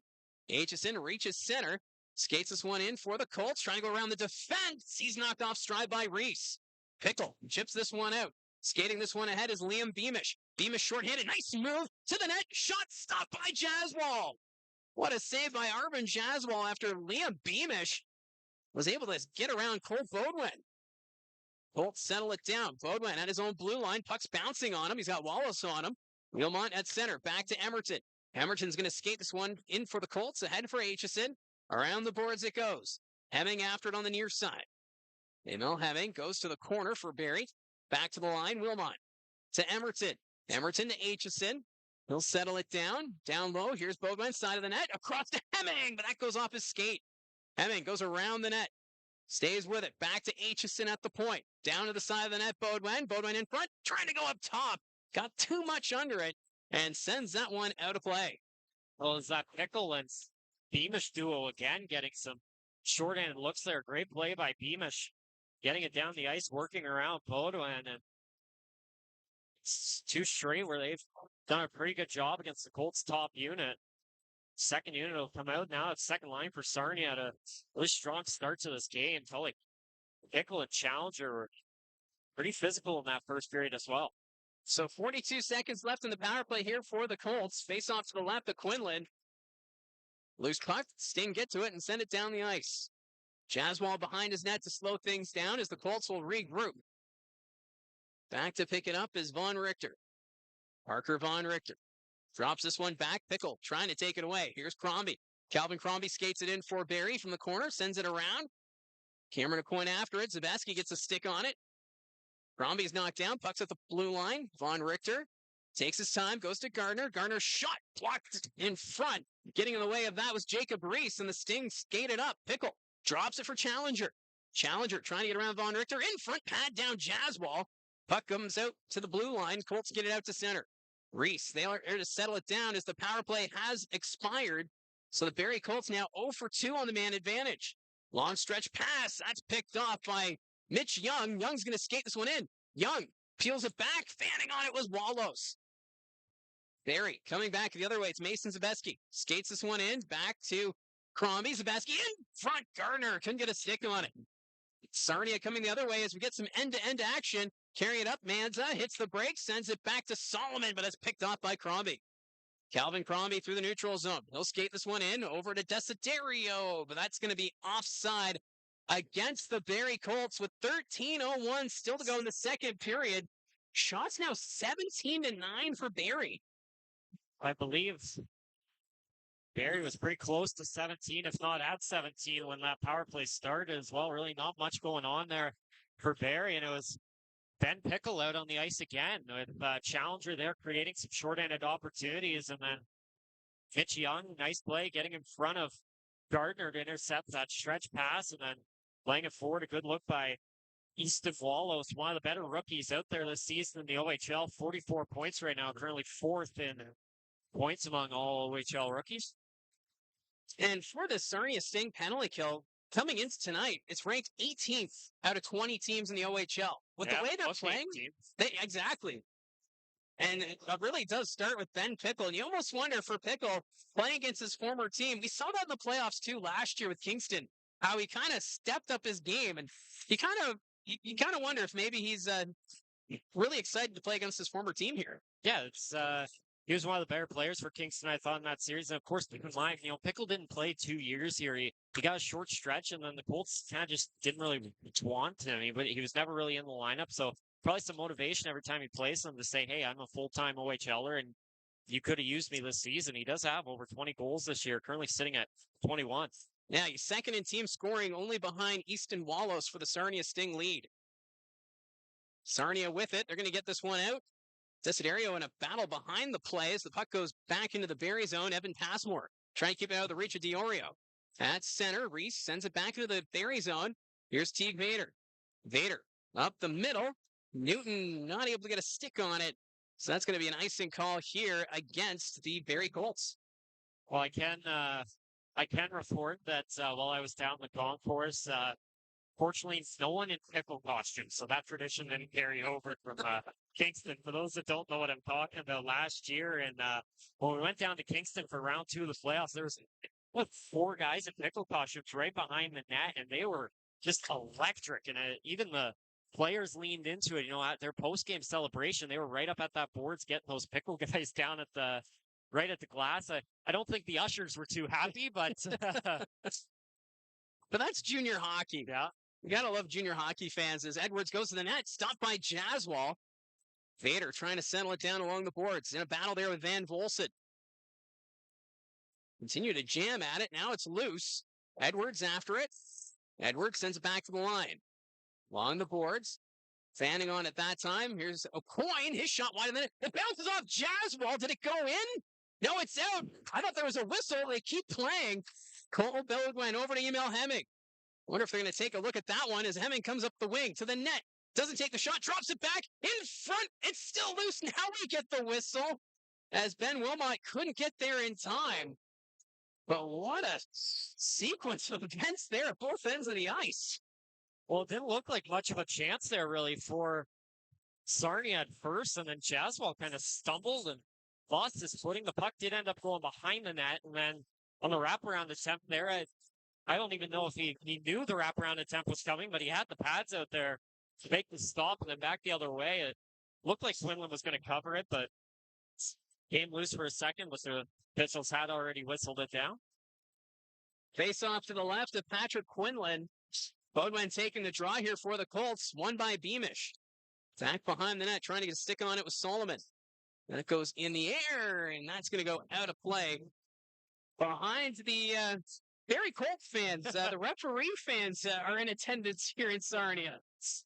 Well, they got a lot of signs. Even at the home games, they got some good signs, and I don't know if we're allowed to repeat all of the signs. Probably not on air. But you can't miss the 4 guys and referees at the Sadlin Arena, but surprised to see them out here on the 3.5-hour trip to Sarnia. Yeah, they're sitting right below our broadcast vantage point, and that puck that went over the glass nearly landed on top of them.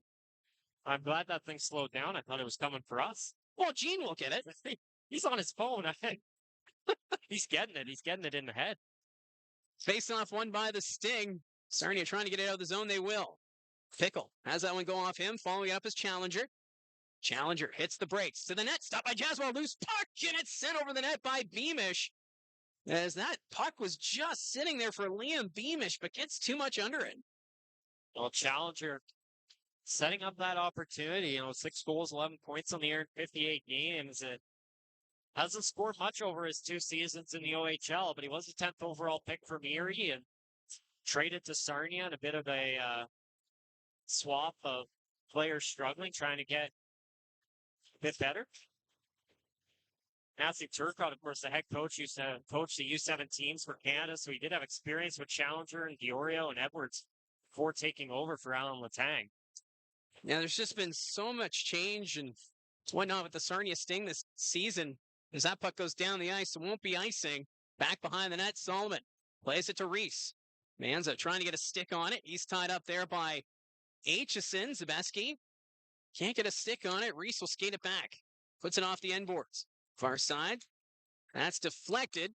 Icing indicated. Won't be enough. Von Richter has to come back to play it. Takes a hit there from Manza. Aitchison up the wing to Schneid. Schneid takes the hit from Solomon. He'll collect it. Schneid to the net. Takes the shot. Nice stick work by Solomon. In front, Zabeski. Couldn't get to it. Diorio's going to skate it out now for Sarnia. Diorio on the wing. Hits the break. Settles it down to the net. A coin. What a save by Jaswal. His mask comes off as he had his teammate fall on top of him. That was Zabeski. But what a save by Arvin Jaswal. And right now, both Zabeski and Jaswal a little slow getting up. Yeah, they're both looking at their legs, I think. If centering pass comes out front, it kind of just goes through everyone. That's Wallace with the chance, and Zabeski backing up, knocks over Jaswal. Hopefully they're both all right. Gabriel Eliason looked like he's just saying, no, go back, go back, go back. Well, Jaswal's still on his knees, slowly getting up, probably just shaking out the cobwebs after that collision with Mason Zabeski. Well, as long as they're both all right, I think the Colts will take that to get a freeze there. As Sarnia with a good look there, and then.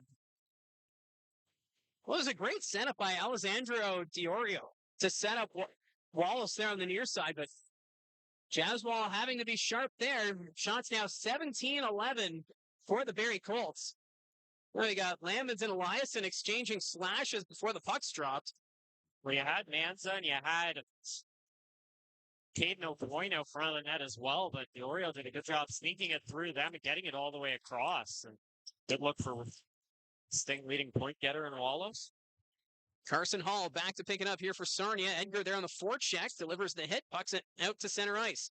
There's a big hit by Eliason. That's going to be a penalty. And now Lamons pouncing on top of Gabriel Eliason. We've got a bit of a line brawl here along the far boards. A glove just went flying. There goes a mouth guard. It's a yard sale out at center ice. Eliason's on his skates. He's just dragging Lamons around. Now Hall pounces on his back. Eamon Edgar also in the middle of it, going after Hall. They continue to tussle here. as the fans being riled up, bringing a few penalties out of this, but he's still got McCormick mixing it up with Caden O'Coin.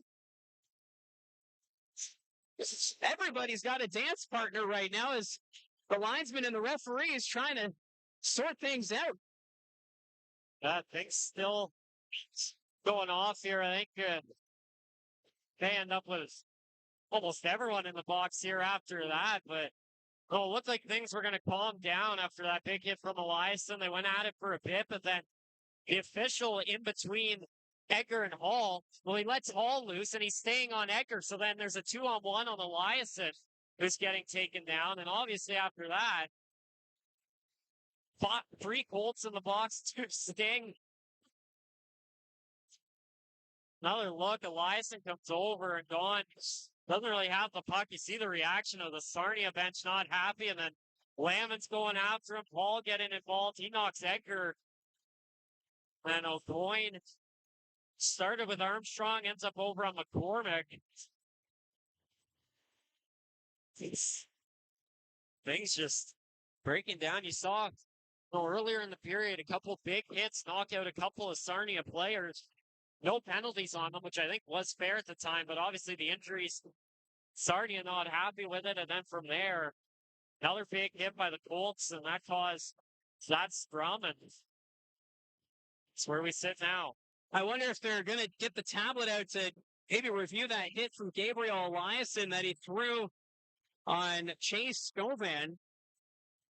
Also, the penalty box timekeeper's got the clipboard out trying to figure out all the penalties. Now the officials are yelling at everyone because they're standing up and talking. And I thought they were just planning on where to go get pizza after the game, but oh, maybe. Well, Kayshawn Aitchison just skated over telling Eliason to calm down. It's the last thing you want is a misconduct penalty, and then you're going to be spending the rest of the game in the penalty box. Well, right now, Barrie's got the extra man in the box as well, so potentially a power play coming to Sarnia here, and obviously don't want to take another penalty, end up 5-on-3. There's also not really any room for anyone else in the box, so there's that. Well, we haven't seen anything posted on the board as of yet. The way they do the scoreboard here, there's nothing on the guest side over here. We can actually see the guest side, but yeah, it's an interesting vantage point from the press box because we can't see the scoreboard at the end of the ice. It's blocked by the Steven Stamkos banner. Yeah, it's not the position of the board per se. It's just the banner's in the perfect spot that it covers everything except what the away team has goal-wise. And then with the screen, they take off all the information to show the video feed. So we're just waiting to see what's going to be posted on the board as the referees are having words with the 2 captains, Bodwin and Diorio. So we'll wait and see how this is going to work. The referee's still giving direction. And I wonder if Gabriel Eliason is he being tossed out, or it's hard to tell from here what's going on. But he keeps pointing back, and now Eliason's getting up. Now McCormick's getting up. But the door's shut. So they're going to stay in there. Okay. But now both Sarnia players are out.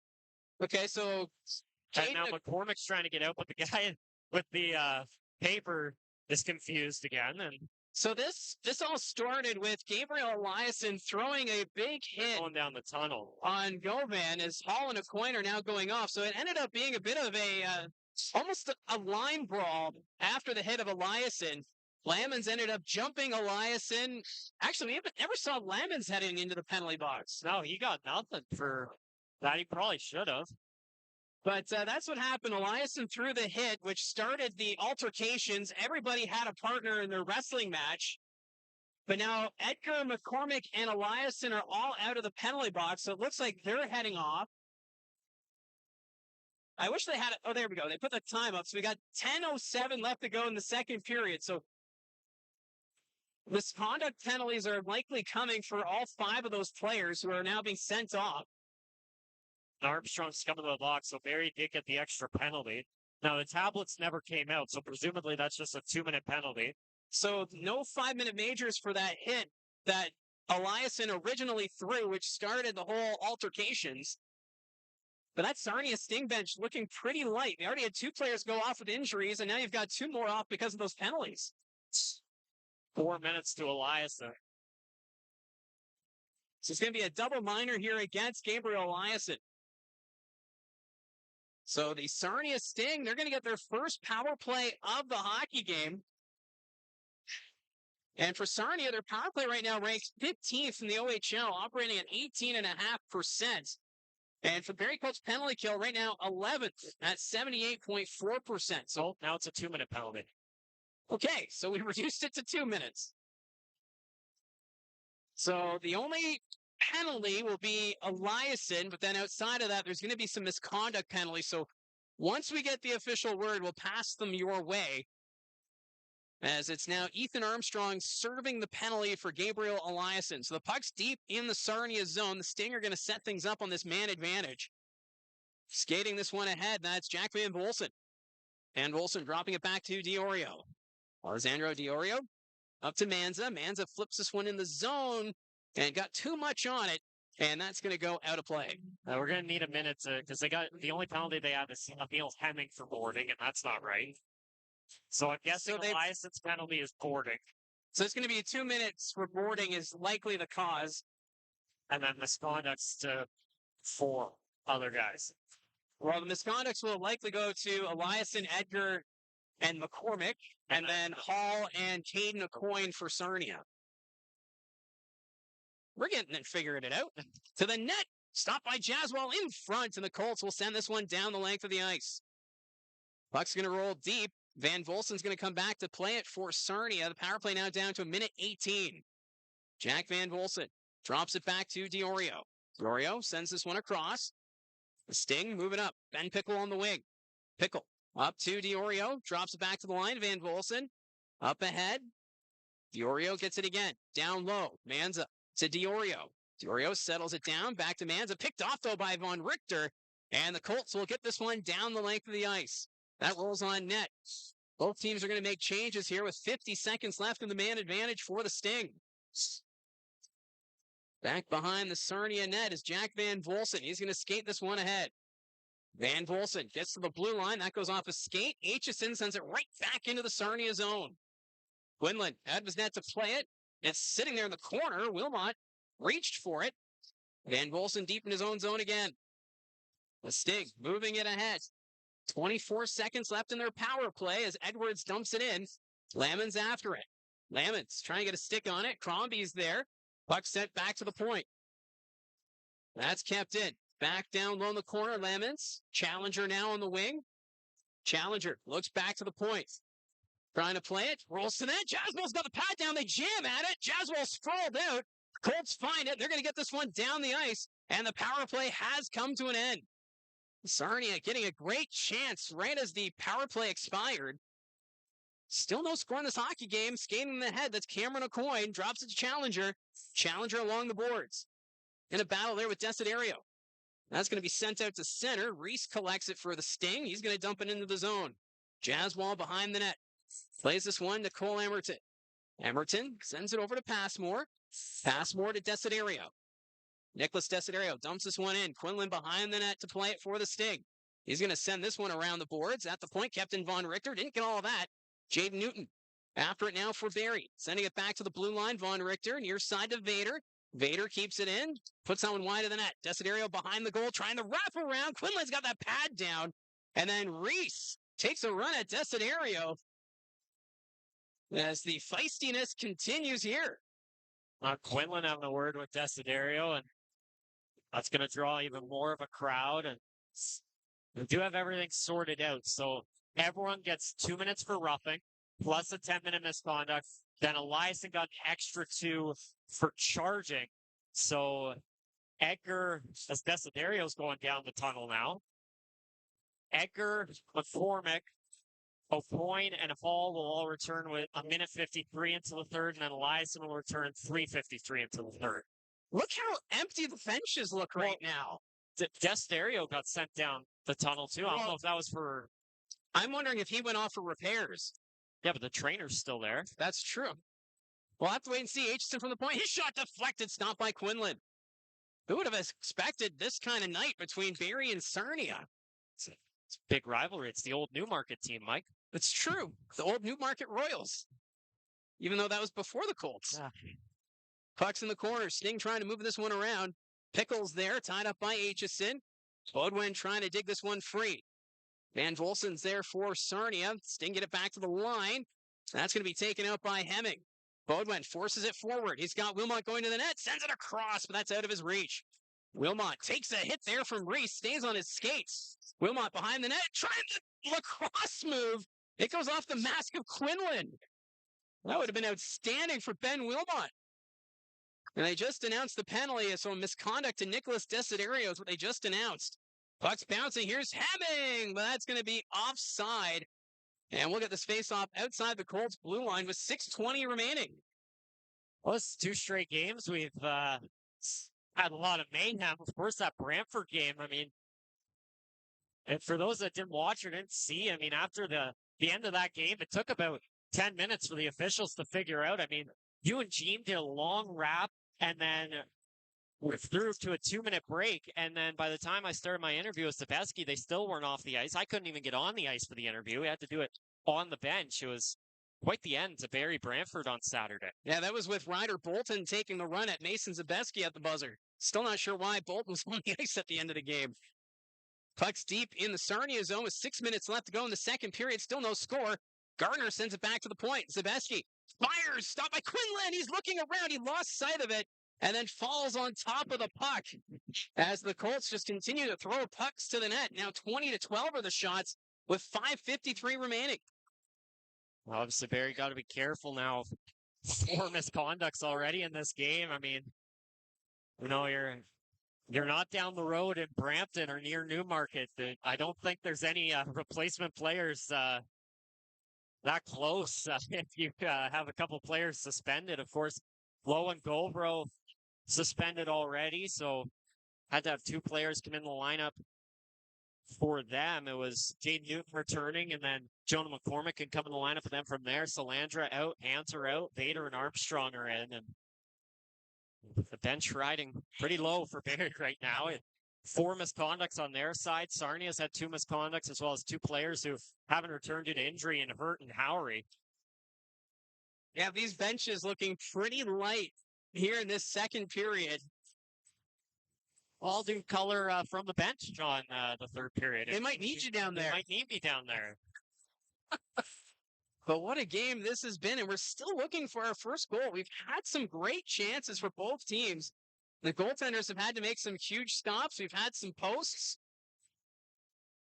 It has been a wild hockey game, and of course, a win here tonight for the Barrie Colts, and that clinches first place in the Central Division. So that would mean back-to-back Central Division titles. Face-off won by Barrie. Out the blue line, Passmore takes the shot, and Quinlan able to get a glove on it as Schneid was tied up by Solomon. And now Schneid finds himself in a bit of a headlock. I think this is going to be common now after every whistle. Schneid didn't even get close to the blue paint. And they, Sarnia not wanting anyone near their goaltenders is, I think Aitchison maybe trying to say to the official, like, what did Schneid do there? Like, and despite all this rough stuff, we've only had 3 power plays, 2 for the Barrie Colts and 1 for the Sarnia Sting. Plus a penalty shot. Was that our first penalty shot of the year? No, we've had other penalty shots. That might be the second. Oh. I think there was one against Brantford. Oh, yeah. Hemming got the penalty shot in the last second. Yep. Sarnia will send this down the ice. That's going to be icing. And, of course, Evan Passmore. This time mixing it up there with Matthew Manza.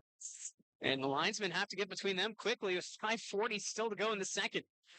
This kind of a throwback to when we first started the road broadcast this year, when the 3 of us would get on the road. Gene would let me do the second, and then all mayhem would break loose in Brantford and Sudbury. But that's the thing with this Barrie Colts team. They play a physical style. They grind it out.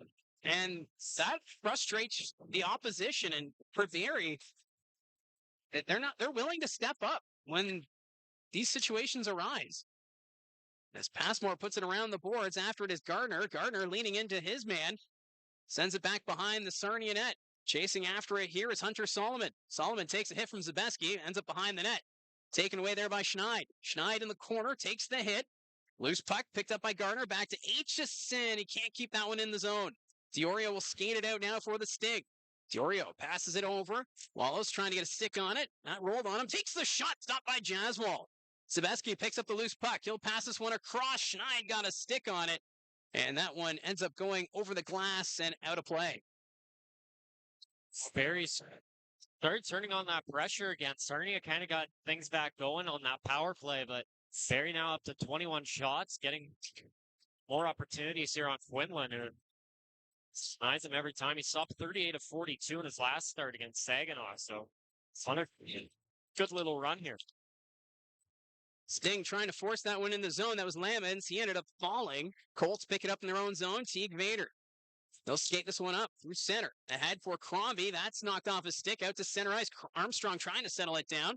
Crombie's pass picked up here by Newton. Jaden Newton enters the zone, goes over to Crombie. That's taken away. And the Sting will get it out. Lamons trying to settle it down. Takes a bump from Von Richter. Sting send this one deep. Vader ends up putting it back behind his own net. Von Richter's there to collect it for Barrie. Von Richter goes behind his own net. Passes this one up to Vader. Vader up to Newton. Jaden Newton skates this one out. He'll dump this one into the Sarnia zone. Ends up in the corner. Reese takes a swing at it. Crombie blocks it. Ends up in the corner. Crombie flips this one around the boards. Emerton on the far side off the point. From the corner, Cole Emerton goes around the net. Puck rolled on him. Emerton being pursued here by Reese. Trying to wrap around in front. Newton. Crombie puts it over the goal. He had a wide open cage. Sarnia gets this one down the ice. Knocked down by Aitchison. It got behind him. Here's Challenger. He'll peel back as Sarnia is making a change. Challenger trying to go to the net. Has it in the corner. Sends this one behind the net. Aitchison reaching for it. Puck squeaks out in front, but the Colts collect it. Wilmot up to Beaudoin. Cole Beaudoin skates it into the zone. Hits the brakes. Beaudoin still with it from the half boards. Avoids the check. Comes back to the point. Beaudoin still with possession. Dropping it back to Aitchison. Kayshawn Aitchison rides the line. Takes the shot. That goes wide. And that puck makes contact with the netting, so we'll get the whistle. And that faceoff will stay in the Sarnia zone. A good look by Aitchison there, already looking to make more history as he has tied his own record for most goals in a season by a Barrie Colts defenseman at 26, now one away from breaking his own record again. Barrie Colts keeping that top line out there. 3:28 left to go in the second period. This has been a long period. A lot of whistles and, of course, the altercation a few minutes ago. As that's going to make contact with the netting again. It's deflected out of play, so that won't be a delay game against Sarnia. We add on too, like this period going long and then ceremony, so the game started 20 minutes later, and it's not going to get to Windsor till about 7 a.m. I hope it's not that late. Maybe they'll give us an extended stay at the hotel. Hopefully. Puck goes behind the net. Hemming trying to get a stick on it. Wilmot after in the corner. Ben Wilmot with possession goes back to the line. Passmore sets up Aitchison. Aitchison takes the shot. Deflected. And it's in. Cole Beaudoin reached for it. Got a piece. And it goes around Quinlan. And it's now 1-0 Barrie. Well, what a deflection there by Cole Beaudoin right out front of the net.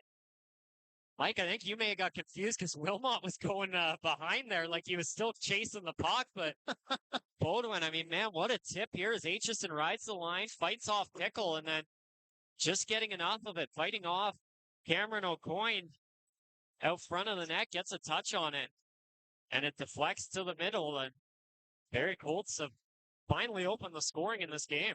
So for Cole Beaudoin, that's now 27 goals on the season, and I think it kind of surprised him, too, that went in the net. Well, everyone kind of kept playing. Well, they weren't sure where it was. Puck kept into the zone. Zabeski trying to go to the net. That's poked away by Reese.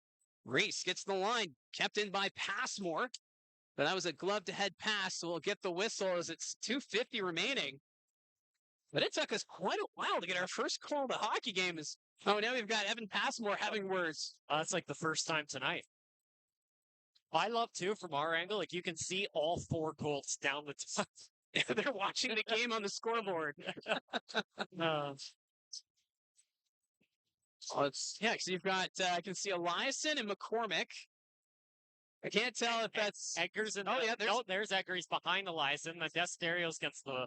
Wow, you got a whole forward line. Shouldn't the tall guys be in the back? That's usually how you do photos. Eliason's leading the charge. You're 6'7", man. Get in the back. Yeah, let Edgar see. Poor Edgar. Sarnia gets it out to center ice. Vader knocked it down.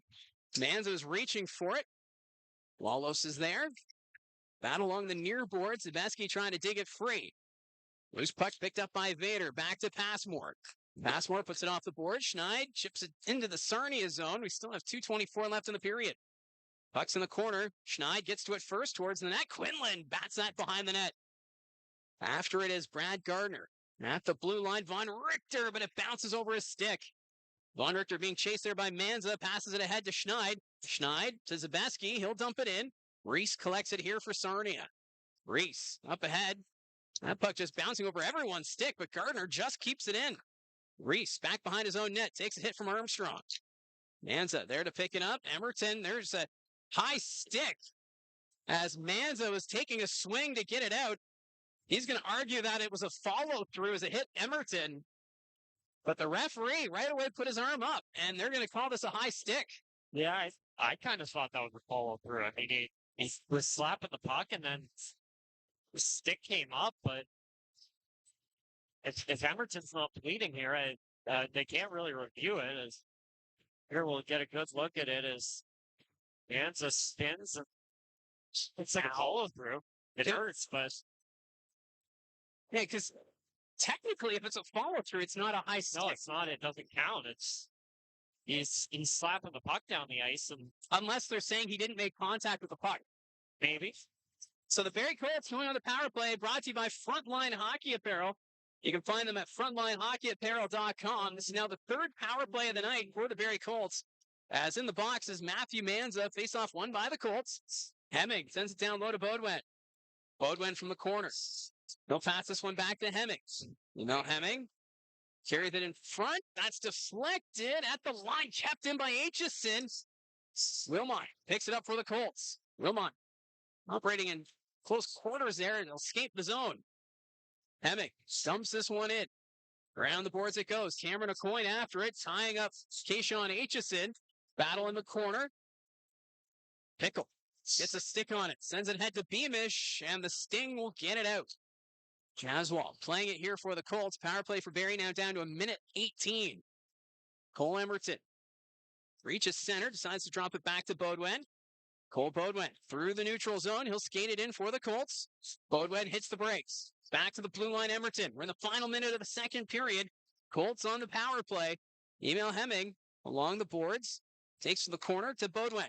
Beaudoin behind the Sarnia net. Passes it back to Aitchison. Back to Beaudoin at the side of the goal. Ends up in the corner. In front, Wilmot takes the shot. What a save by Quinlan. And he's able to pounce on that with 50 seconds left in the man advantage and 41 seconds in the period. A good look there for Wilmot as defenders kind of moved to the sides. One on Beaudoin, one coming over to block off the Hemming one-timer. That left Wilmot through the middle, and gets a nice shot off of Quinlan square, too, and makes the save. So face off to the left of Patrick Quinlan. Beaudoin's going to take the draw here against Liam Beamish. Face off won by the Colts. Wilmot, he was tied up. Loose puck picked up by Emerton. Down low. Beaudoin back to Emerton. At the point, Aitchison. 30 seconds left in the period. Hemming, near side. Facing pressure there from Challenger. Passes it to the middle, but no one there for the Colts, and that's going to escape the zone. Aitchison being chased there by Challenger. Now it's ahead. Here's a chance for Beamish, short-handed. Beamish shot, stop, rebound, just goes wide of the net. What a chance for Liam Beamish. Beamish loses it to Beaudoin. Colts move it up. 7 seconds left. Beaudoin into the attacking zone. Over to Hemming. Hemming from the corner. In front, Wilmot, but he couldn't get that one to go. And that'll do it for the second period as Reese is taken down by Beaudoin. Right away, the linesman getting between those two. They don't want any more extracurriculars after what we saw earlier in this period. But what a hockey game this has been so far. Well, we saw that in the first period. Reese and Baudouin, and Baudouin gave him a shot. Reese went down, and happens again there as big hit. Reese now talking to the officials, wanting a call on it. But what an eventful second period we've had here, and lots of penalties. Only one goal to report on, but still the box score looking. Oh, it's here. You're going to have to lean in there because pretty Gene full. took your seat. I'm doing a wall squat. So am I. But anyways, yeah, what an entertaining period that was between the Colts and the Sting. And back and forth they went. And finally, Cole Baudouin with that beautiful tip and makes it a 1-0 hockey game. Yeah, no one really knew that the puck went in the net. You could tell in your call there, like you thought it went in, but then you're like, did it? And then it's in. It's okay. But yeah, it was a really nice tip by Baudouin, and then a couple of good looks there on the power play as well for Barrie. I thought Wilmot had a couple nice looks. Nice pass by Hemming, getting it all the way across, but Beamish had Wilmot tied up. But again, Sarnia aggressive on the penalty kill. Big hit on Aitchison in the middle, opens things up in the middle of the ice, and then Beamish got another breakaway. So it is the second intermission, and the first at the start of the game. Again, we want to say thank you to Richard, who had the super of $10. He said, go out, get something from the concession stand. Doesn't have to be French fries or whatever, because we've been known for French fries recently. But Josh, you were the one that had to go and get the snack. So the fans have been waiting in anticipation. All righty. So what is it that you brought? So first, a little backstory. I was a bit worried because that door that we have to enter through is behind like a padlock. But then I tried the door and it just opened. So well done. Because I came over, I'm like, oh, that light's red and there's no one here. I'm going to have to get Mike to come down the stairs and get me. But anyways, so like I mentioned to you, pizza, hot dogs were the options.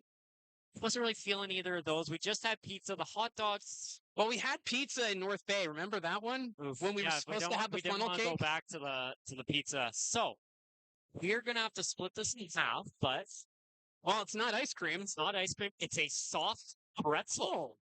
A soft pretzel? A soft pretzel. And no mustard or cheese? No. Just a pretzel? Just a pretzel. Okay. So you're getting salt everywhere. I know. We can't take you anywhere. I know. Hey, better than in your car. Well, it's not my car. I know. Gene's the one that drove today. That's true. In the Audis. Okay. Okay. So we are trying the Progressive Auto Sales Arena soft pretzel, and courtesy of Richard. So thank you very much, Richard. We love the contributions to the broadcast. As it looks like your traditional. It's like a pretzel. It looks like a pretzel.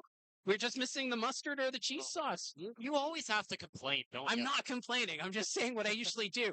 Okay, you ready for this? Hold on, my microphone's going off. All right, don't lose that. All right, we're trying the pretzels. Here we go. That's a pretzel. I like it. That's not bad. I think this would go really well if you had a cheese sauce or a mustard. Really? Yeah. You haven't said that yet. I know. I'm just letting everybody know. So anyways, thank you again, Richard. How would you rate your pretzel? Out of 10, I give it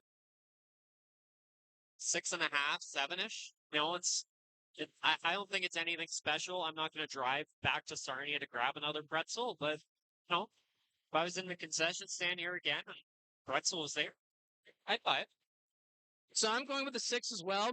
So if you come to the Progressive Auto Sales Arena here in Sarnia, you're going to do okay if you get the pretzel. It is safe to get the pretzel. So no to pizza in North Bay, and yes to pretzels in Sarnia. And if you're not getting the fries, you know what sound, what are you doing?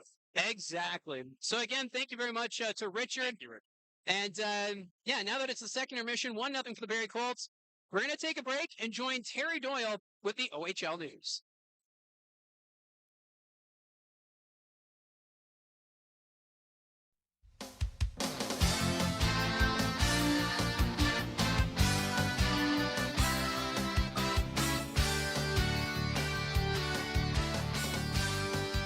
I'm Terry Doyle. Thanks for joining us on this week's edition of OHL News. Coming up on this week's show, we'll check in with what's happening with the Brantford Bulldogs as they remain the top team in the OHL Eastern Conference. But first, this week's Cogeco OHL Player of the Week is Guelph Storm defenseman Quinn Beauchesne. He had 2 goals and 6 assists for 8 points in 4 Guelph victories last week including an overtime winning goal in a 3-2 win over the Sarnia Sting. The 18-year-old, who hails from Ottawa, was the Storm's first-round pick, 14th overall in the 2023 OHL priority selection. He was chosen by the Pittsburgh Penguins in round 5 of the 2025 NHL entry draft. Meantime, the Brantford Bulldogs have been red hot all season in the Ontario Hockey League, coming into this week's play with a 3-point lead on the Barrie Colts for the top spot in the OHL Eastern Conference. Troy Islacker is the color commentator on the Bulldogs broadcast for Rogers TV and the Bulldogs audio network, and we caught up this week to get an update on what's happening in Brantford. Well, Troy, let's talk about the Brantford Bulldogs, a club that many eyes have been on throughout the season, but you certainly have seen them all throughout the year. If here we are in late February, if you took that 30,000-foot view of how the season has gone so far for the Brantford Bulldogs, what stands out? Well, certainly that forward crew led by Jake O'Brien, Merrick Van Acker. They've just did a fantastic job. They have done a fantastic job since day one. It's been quite impressive what they've been able to do.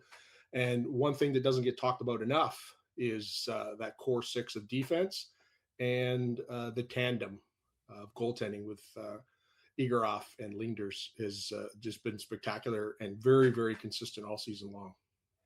Depth, I'm sure, has been a big factor all season. As we know in junior hockey, you can have those top three guys going, but maybe they're not going every night. Or as you said, even a top six. I'm sure that's where the fact that they can roll lines and keep many guys engaged in a game has to be a big factor. Yeah, and now that you've got, your Jet Lachenko and Gabriel Frasca and Charlie Paquette to add it into that mix, it's lengthened the lines out definitely for them. And gives a little bit more room for the Jake O'Briens and the Malholtras and Merrick Van Ackers of the world, even Adam Banak, who has a sensational season. Just gives them a little bit more breathing room to let them do their thing. You've seen Jake O'Brien right from day one, and of course being a top rookie in this league, growing to be a top 10 NHL pick with the Kraken. How would you describe just how he has grown into his game on and off the ice? Physically, he's grown, which is definitely necessary at the next level. But he's just got that sixth sense that you can't teach a player. And Jay McKee talks about it all the time, that he does everything the right way, on the ice, off the ice. He's a quiet leader, and his vision of the game and how he thinks the game analytically. I've just never seen anything like it. Like, he's made passes this season that have just floored me. I have no idea how he's found a seam to get through, but he's consistently done it all season long. And Seattle Kraken definitely have a good pickup there. Obviously, some guys who get them picked in the top 10 maybe think they're going to crack the NHL right off the bat. The Kraken kind of made it known right off the bat. Okay, we're going to sign you, but we're going to send you back to a very strong Brantford club. But it sounds like even what you're seeing on the ice has really shown he took that time to learn some important things with the Kraken, but then really brought that back to grow his game with Brantford. Yeah, and you can see everything has just grown. Like I said, I mentioned earlier, physically, he's a little bit bigger, and he's not getting dominated at the face-off dot like he did his first season. He, that was a bit of an issue. A 16-year-old in a league with some 20-year-olds up front, it's sometimes difficult. So those little intricacies of his game are now starting to improve, and knowing that where he is on the ice in relation to defenders, gives himself some extra space, knowing that they're going to be coming up on him quick, and how to roll off those hits as well and still maintain the puck. Take us through the growth of Caleb Malholtra. Wow. Just Caleb Malholtra just impresses me every single night we see him. It takes me back to September when Reed and I had an opportunity to interview him when he first came to the team. And I had to double take and triple take on the page his DOB, his date of birth. He was like 17 going on 25, like just so impressive, the maturity level, and on and off the ice. And you can tell, I mean, he played last year in the BCHL and with some older players as well.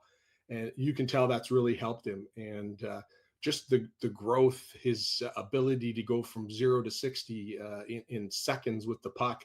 Tough. Now he's getting, it's tough for defenders to take the puck off of him. He turns, he gives them the hip, and he's so mobile and agile in the corners that he's really tough to take the puck off. And then he's able to come out of the corners and create offensively, just because of what he's able to do and his quickness for a big guy. Just so impressed by him. And we talked to him, like I say, back early in the season, and I said, like, your interview was flawless, like just the way you hold yourself and so your maturity level. And he said, yeah, my dad and I would drive home from hockey games, and he would interview me in the car. And I thought, wow, that's one thing that you just don't think about.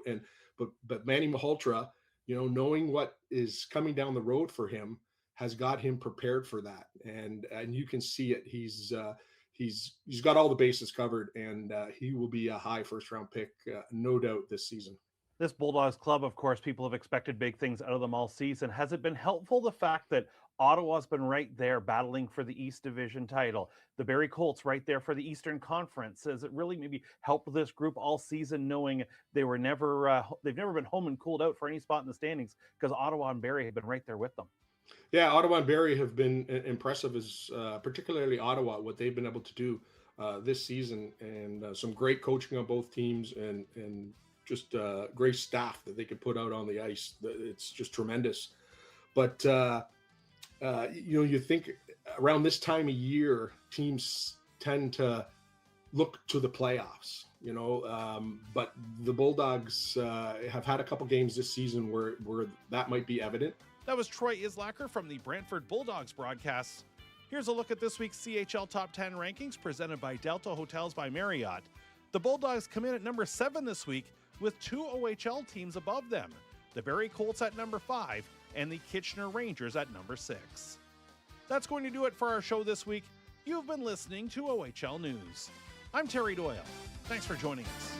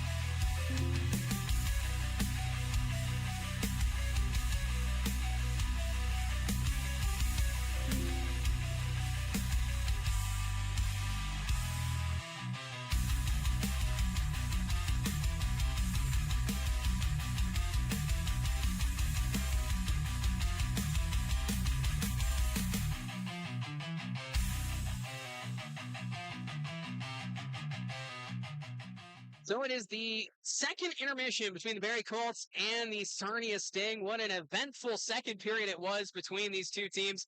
You would think these were bitter rivals with the way that second period went, with all the tough hits and almost a line brawl. Yeah, it's seen some weird physicality this season. Some teams that we didn't really expect Barrie to be all that much in an angry at getting into it. But the big fight right out front of the nets there. Unfortunately, the goalies stayed in their creases, but another big line brawl with Barrie Colts. So we will get to the chat in a minute, as the players actually looks like they're about to come out on the ice in a couple minutes, but quickly want to take a look at the out-of-town scoreboard. Yeah, it's going to be the Brantford Bulldogs up 5-1 after the second period on the Oshawa Generals. So it looks like Barrie will be trying to keep pace with Brantford here tonight. Kitchener went down 1-0 after the first. Then they score 6 in the second and then 2 in the first 2 minutes of the third. They're up 8-1 on Brampton. Liam Greentree with a hat trick Windsor leads London 5-1, and the first time Green Tree has played the Hunters since the World Juniors when they didn't seem to want to play him. So that's right. Bit of a moment there. North Bay has taken the lead in the third period. They're up 4-3 on the Sudbury Wolves. Cronin with the current game winner. Sudbury has 37 shots. Niagara and Guelph tied at 2 in the third period. Jaco Wyzek tying the game there. And then bit of an upset. Kingston up 5-3 in the third period on the Sioux. Landon Marlowe, Patrick Marlowe's son, getting his first career OHL goal. What a mugshot he has. Oh, because he has that black eye, and that was the first game, and they're taking photos of him outside the rink. Yeah, quite the shiner for Patrick Marlowe's son there. But we are in the second intermission. The players about to come back on the ice. Tammy asking if North Bay wins and Barrie wins, do the Colts still take first place in the division? Yeah, so the official thing is that if Barrie wins in regulation, if Barrie wins, Barrie clinches the division. If North Bay loses in regulation, Barrie clinches the division. Yeah. If Barrie loses in overtime or a shootout, they need North Bay to then lose in overtime or a shootout, or lose in regulation. Yeah. So lose in general, and the Colts will win the division. So at this point in the year, there's still so many games left. The Barrie Colts have won the division. We can be honest about that. The division's pretty much wrapped up, and Barrie is going to win the division. It would take Barrie going over and North Bay going perfect down the stretch, which realistically isn't going to happen. So yeah, technically it doesn't really matter tonight, but obviously you want to win the division as quick as possible, and down the stretch maybe get a bit more rest. Obviously that depends on how close you are with Brantford down the stretch though as well for first in the conference. Yeah, and with Brantford right now having that lead on Oshawa, then they would remain 3 points up on the Sarnia Sting, or on the Barrie Colts in the Eastern Conference standings. So it's going to be an interesting push to the finish here between the Colts and the Sting. Yeah, it's what are you laughing at? Cheese making us laugh. But anyways, yeah, the interesting thing about Barrie and Brantford right now, both teams control their own destiny for that first spot in the conference, as Barrie has a game in hand on Brantford. So if the Colts can win tomorrow against the Windsor Spitfires, Barrie will be 1 point back, even amount of games, and the two teams rematch next Thursday against Brantford. So there is the potential, if Barrie can win today, tomorrow, and in that Wednesday game as well against the Brantford Steelheads, that if Barrie can come out with the win against the Bulldogs, they control their own destiny down the stretch, and the Bulldogs would technically win out and not make it as the one teams. Yeah, and the way things are looking right now in the standings, so if the Barrie Colts finish first, they will play the Sudbury Wolves in the first round of the playoffs. If Brantford finishes first and Barrie gets second, we're looking at either the Kingston Frontenacs or the Niagara Ice Dogs in the first round of the playoffs. Yeah, it's going to be interesting. All three pretty similar in travel.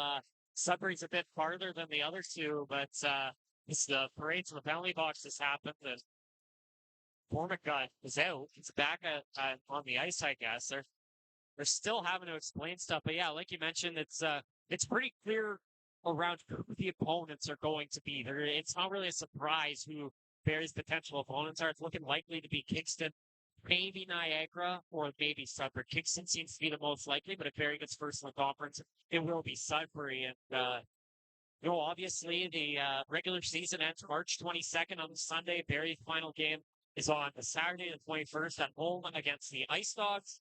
And then from there, playoffs will start the following weekend. So Thursday night at Southland Arena, it's go time. Yeah, and it's going to be fascinating because obviously you saw the out-of-town scoreboard. Kingston Frontenacs, they continue to, cause havoc there in the Eastern Conference and getting wins and points. And if that score holds up, they could slowly catch those Niagara Ice Dogs. It's going to be fascinating to see how this all plays out. But it is the start of the third period. The Barrie Colts on the power play for 9 seconds, and then it'll be back to even strength. The penalty boxes, 3 apiece right now. It's been a surprisingly physical game between these two teams, cross-conference rivals, it seems, as right now waiting for a thumbs up from the timekeeper's bench. And we are good to go. Bodwin and Beamish to take the draw. Aitchison rushing to get back into position. Well, Bet Pickle not happy. Well, Aitchison keeps moving around. So now they drop the puck. One there by the Sting. They're going to send this one back into the Barrie zone. Jaswal leaving it there at the side of the net. And now it's back to even strength. So the Barrie Colts, they're now 0 for 3 on the power play tonight, as Hemming will skate it in for the Colts. Hemming to the nets, and that's going to go wide of the goal. Aitchison keeps it at the point. Down to the corner, picked up by Hemming. Hemming sends it around. Bodwin behind the Sarnia net. Tried the wraparound. There's a broken stick in the way. Bodwin across to Hemming. Hemming has that knocked away. Good work there by Beamish. Puck kept in at the blue line by Bodwin. Bodwin trying to skate up the middle. His pass deflected in front, and Wilmot stopped by Quinlan. Bodwin tied up by Beamish. Hemming's there to collect it, trying to cut to the net. Stays with it. Back to the blue line to Passmore. Passmore down to Aitchison. That got by him. Bodwin behind the net in a battle with Beamish. Sets up Wilmot. Ben Wilmot in the corner. His pass deflected. Colts are making a change with the defense, so that's going to sail all the way back into the Barrie zone. Von Richter ahead for Bodwin. Got a stick on it. That's going to go into the Sarnia zone. Young sends it around. Far side, that's Solomon. Gives it back to Young, as Sarnia will set things up behind their own net. Still no sign of the players that went off with injury, Hurt and Howery. As Sarnia playing with 2 fewer players here in this third period. Von Richter ahead for Schneid. Doesn't get a stick on it. So that's going to be an icing call against the Colts. So we'll bring this one back. Well, I've seen Ben Wilmot out with the top line all night, but looking back on that last game for Barrie, that top line, Emil Hemming, a goal, 4 assists. He was +6 on Saturday against the Brantford Bulldogs. Zabesky, a goal, 2 assists, +4. And then Bodo, a goal, 2 assists. He's 23 of 30 in the faceoff though. That's not too bad. It's all right. That's doing okay. Getting the job done. Why couldn't you win 25, Cole? No pressure. Face off won by the Sting. Diorio. They'll send it back behind the Barrie net. Schneid after the loose puck. Surrounded by yellow sweaters. As Von Richter trying to kick it out. Picked up by Schneid. Schneid to Gardner. Back to Schneid. That's deflected at the line. Diorio's going to skate it up for Sarnia. Diorio drops it over to Manza. Takes the shot. That's going to go wide. Schneid after the loose puck. William Schneid skates it out here for the Colts. He's going to dump it in. Quinlan slows it down. Zabesky after the loose puck. Mason Zabesky sending this one around the boards. Cole Emerton chasing after it. Emerton takes a bump. Sends this one around. Zabesky on the far side. Drops it there for Gardner. Into the middle. Aitchison stopped by Quinlan. What a blast there from Kayshawn Aitchison, and the Sting will get it out. Desiderio giving this one up to Cole Emerton. Emerton skates it in for Barrie. Hits the brakes. Emerton dropping this one over to Crombie. Crombie sends it back to the point. Kicked there by Emerton. Newton can't get a stick on it as Lamons will skate it out for Sarnia. Lamons puts it on net. Jaswal the save. Another chance. Jaswal's down on top of it. Rolls free. And then Desiderio took down his man, and now a Colt on top of his. It's Aitchison. It's Aitchison right there, but man, oh man, what a tasty game this has been. Well, Aitchison really mad there. He was firing away there on Sting that was down on the ground. That's Brennan Lehman's charged with that. I think Aitchison making a penalty out of this for taking down Lehman's. I'll have to see if we can get another look. Aitchison's not happy right now. It's starting to get players out of the box from the Hounds. Take another look. Lehman's comes through the middle, sends it in on net. Stopped by Jaswal, and then the rebound stopped as well. And then, yeah, Lehman's all over Jaswal. He's going to get a penalty as well. And then Aitchison takes him down and taking out his frustration. Well, Lamons took an extra swing at Jaswal as he made that save. So both Aitchison and Lamons are in the penalty box. We'll see how this one's sorted out. As this has just been a steady stream to the penalty box, really, since the midway point of this hockey game. It started with those injuries, of course. A couple of big hits. They were clean hits, but still, Sarnia not happy when you see 2 of your players get injured by the opposing team. And then Eliason had third strike there for Barrie. And Sarnia, not only just Eliason get the penalty, Barrie, not only did they get the power play, but the events after, and Aitchison getting the extra 2 here. Well, yes, it's going to be a Sarnia Sting power play, their second of the night. There's also some confusion as to who should be in the box for the Barrie Colts as Eamon Edgar was let out and then was sent right back. I wonder if is that though to serve like did Aitchison maybe get 4 and then because the other guys got let out for Sarnia. Well, that's true. So poor Edgar serves this misconduct that gets told to go right back in. Well, at least he got to stretch his legs. He went for a skate. Oh, we're not done. Now, the timekeepers weren't quite ready. Oh, now they're giving him thumbs up. But the clock's run down 5 seconds. Oh, man, there's some confusion down there. Now they want the clock fixed. There it is. Good. So face off to the right of Arvin Jaswal. Sarnia on the power play. Colts win it. Around the boards, Hemming. He's just going to send this down the length of the ice. 150s. Still to go in the power play here for Sarnia. There's a turnover. Cole Bodwin will get to it. Cole Bodwin takes it into the boards to kill more time off this Sarnia power play. Bodwin surrounded by 3 yellow sweaters. Now Sarnia will dig it free. Manza in front of his own net will drop it back. Moving it ahead is Van Volsen. Jack Van Volsen reaches center. He's going to drop this one back. Moving it ahead, Diorio to Wallace. Up to Pickle. That pass is deflected. Passmore got in the way of that one. Battle along the boards. Zabeski trying to kick it along the boards. Gets it out to center. Zabeski into the neutral zone. Being chased there by Pickle. Zabeski will just peel back. Taking more time off this power play. Zabeski's got Gardner going to the net. Zabeski couldn't tuck it around Quinlan. That suddenly opened up for Mason Zabeski shorthanded. As Sarnia just struggling to get anything going on this man advantage. It's now down to 54 seconds. Diorio reaches center ice. He'll skate this one up. Here's Wallace. Wallace back to Diorio. Backhand, and that hit the post. Manza along the boards. Trying to send this one around. Taken there by Emerton. Up ahead Zabeski, and he'll get it down the ice. 35 seconds left in the power play here for the Sting. As they'll regroup deep in their own zone. Skating it ahead is Cameron O'Coin. Up to Challenger. Challenger stood up there by Von Richter. Puck rolls to the corner. Challenger has it in his skates. He lost it. Sarnia with it. Von Richter, though, ties up his man back behind the net. Ends up back at the point. Cameron O'Coin. O'Coin passes this one forward. Challenger along the boards. Challenger takes the shot. Put that one over the net. Loose puck comes back to the point for Edwards. Edwards to the corner. Takes the shot. Stopped by Jaswal. Edgar comes out of the box. So back to even strength. Sarnia now 0 for 2 on the power play. Still 15-10 left to go in this third period. Colts up by 1. Cole Bodwin, the goal scorer. Wilmot dumps this one in. That goes behind the Sarnia net. Young loses it. Wilmot back to Newton. His shot wide of the net. Crombie trying to put it out in front. Newton can't get to it in time. Taken there by the Sting. Edwards will knock it out to center. Vader dumping this one in. Around the boards it goes. Going to sail all the way back into the neutral zone as Mitch Young's going to dump it in. Around the boards it goes. It's a collision in between the benches as Edwards and Vader were tied up. Puck goes deep in the Barrie zone. Newton will take it away and gets it to the line. Not out. Kept in by Young. Mitch Young loses it. Gave it up to Schneid, and William Schneid will skate it out. He's bumped off the puck. Out to center it goes. Emerton going off a leg. Puck's bouncing at center. Desiderio gets a stick on it. Sends this one back to Vader. Teague Vader across to Cole Emerton. Emerton up. That goes off the skate of Newton. Ends up back behind the Sarnia net. Pickle after the loose puck. He's looking over his shoulder. Passes this one over.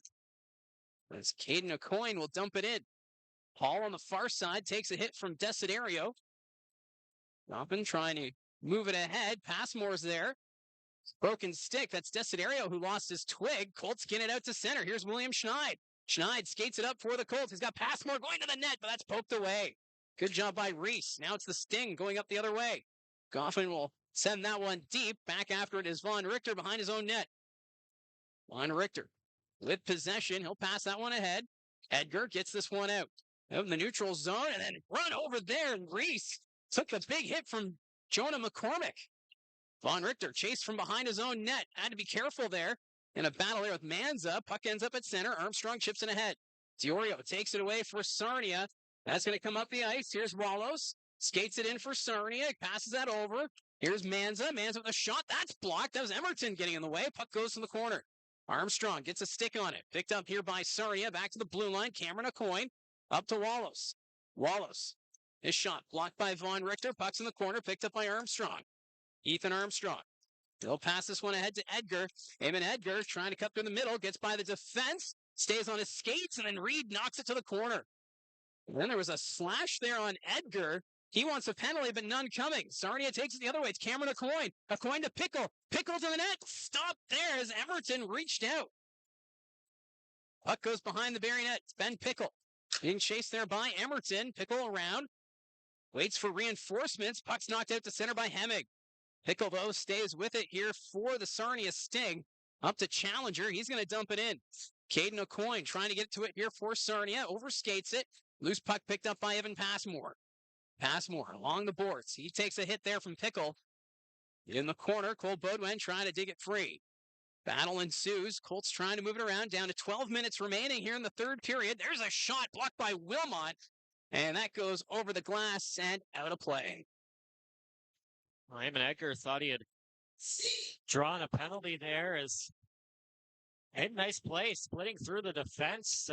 Try to get in the zone. Reese took him down, and then I probably wanted to call on that, but after the play as well, when the puck was going back up the ice, Reese flipped the stick of Edgar's out of his hands, so Colts not too happy with that. Well, with everything we saw in that second period, I was kind of wondering if the referees would, try to police things a little bit more, but they've been letting them play for the most part. Outside of that scrum out front with Aitchison and Waymans. Yeah. But it remains a 1-0 hockey game for the Barrie Colts. Cole Baudouin with that go-ahead goal. It came in the later stages of the second period. And as things stand, Barrie is less than 12 minutes away from clinching their second straight Central Division championship. Well, they didn't get any help out of town. North Bay beat Sudbury 6-3. Brantford remains up 5-1. And then in the battle for 6th and 7th place, and Guelph Niagara is going to a shootout. Kingston has beaten the Sioux by a score 6-3. That's a huge win for the Frontenacs up in Sault Ste. Marie, as right now they're doing that Northern Ontario road swing. And that's the Gene jinx as well, because he's been praising the Sioux a lot the last couple of days, and now they go and they lose to Kingston. And they just got Brady Martin back today, didn't they? He was in the lineup tonight.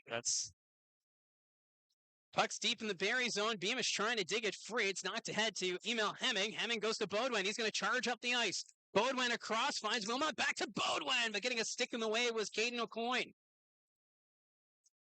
Wilmot gets in the high slot, passes it over to Aitchison. That went over a stick. Aitchison loses it behind the Sarnia net. The Sting will pick it up. Carrying it up is Wallace. Wallace, backhand pass to Pickle. Then Pickle's going to send it in. Beamish gives chase. Beamish with a shot, shoulder save by Jaswal. Von Richter follows it up. He'll pass it up to Cole Baudouin. Baudouin to Hemming. Hemming up the wing. Drops it back to Baudouin. Nice chance. Stopped by Quinlan. What a nice pass there from Emil Hemming. But Patrick Quinlan showing no signs of quitting here tonight. A nice look by Hemming again. He's had a couple of nice passes as Baudouin bringing it through the middle, cuts it outside to Hemming, who's able to get around the defense and then acted like he was going to go around the net, but instead drops it back to Baudouin, who tried to go up left side. And Quinlan, like you mentioned, another big save. And a really good game tonight. Quinlan, he has been a difference maker here for Sarnia. Shots now 26-17 for the Barrie Colts. Sarnia trying to get it out of the zone. From their own end, up to Hall. Hall dumps this in for Sarnia. Picked up here by Gardner. Back to Eliason, who's back on the ice after serving all his penalties. Cole Emerton up to Gardner. Cross-ice feed finds Zabeski. Zabeski carrying it in for the Colts. Backhand stop by Quinlan. It's in front. Edwards comes up with it. Sting get it to the line and out. Puck's flipped in the air. Gardner was trying to get a stick on it. Instead, it goes back into the Barrie zone. Emerson passes it up to Schneid. Schneid got a stick on it, so no icing. Reese back to pick it up now for Sarnia. Reese cross to Hall. Hall carrying it in, trying to get around Emerton. Emerton reaching for it, keeps him to the outside, and that's taken away by the Colts. Zabeski can't get it out. Diorio puts that one off the end boards. Cameron Aucoin's there for the Sting. Sends it back to Van Volsen. Van Volsen takes the shot. And a glove save there by Jaswal. Bit of a delayed whistle there, but he'll hold on for the faceoff with 10:09 left to go in the hockey game. Well, Jaswal hasn't been busy tonight. 18 shots against, and he's been sharp though when they need him to be. And this goalie battle between him and Quinlan. And you gotta keep in mind for Quinlan as well, it's a group of 3 right now for Sarnia net. You got Quinlan, you got Mallet, then you got Ozapenko, and that doesn't even include Charlie Larocque, who used to be on the team. He was in net the last time the Colts played against Sarnia. Charlie Larocque, he seemed to do pretty good when he played the Colts. Got his first career win at the Sadlin Arena that kept Sarnia in the game the last time these 2 teams played each other. Yeah, that was an overtime win for the Barrie Colts in that one. But right now, sitting 1-0, shot wide of the net. Challenger was parked in front of Jaswal. Desiderio keeps it here for the Colts. Passes it up to Crombie. Here's Jaden Newton. Newton through center. Drops it back to Crombie, but Challenger will send it back into the Barrie zone.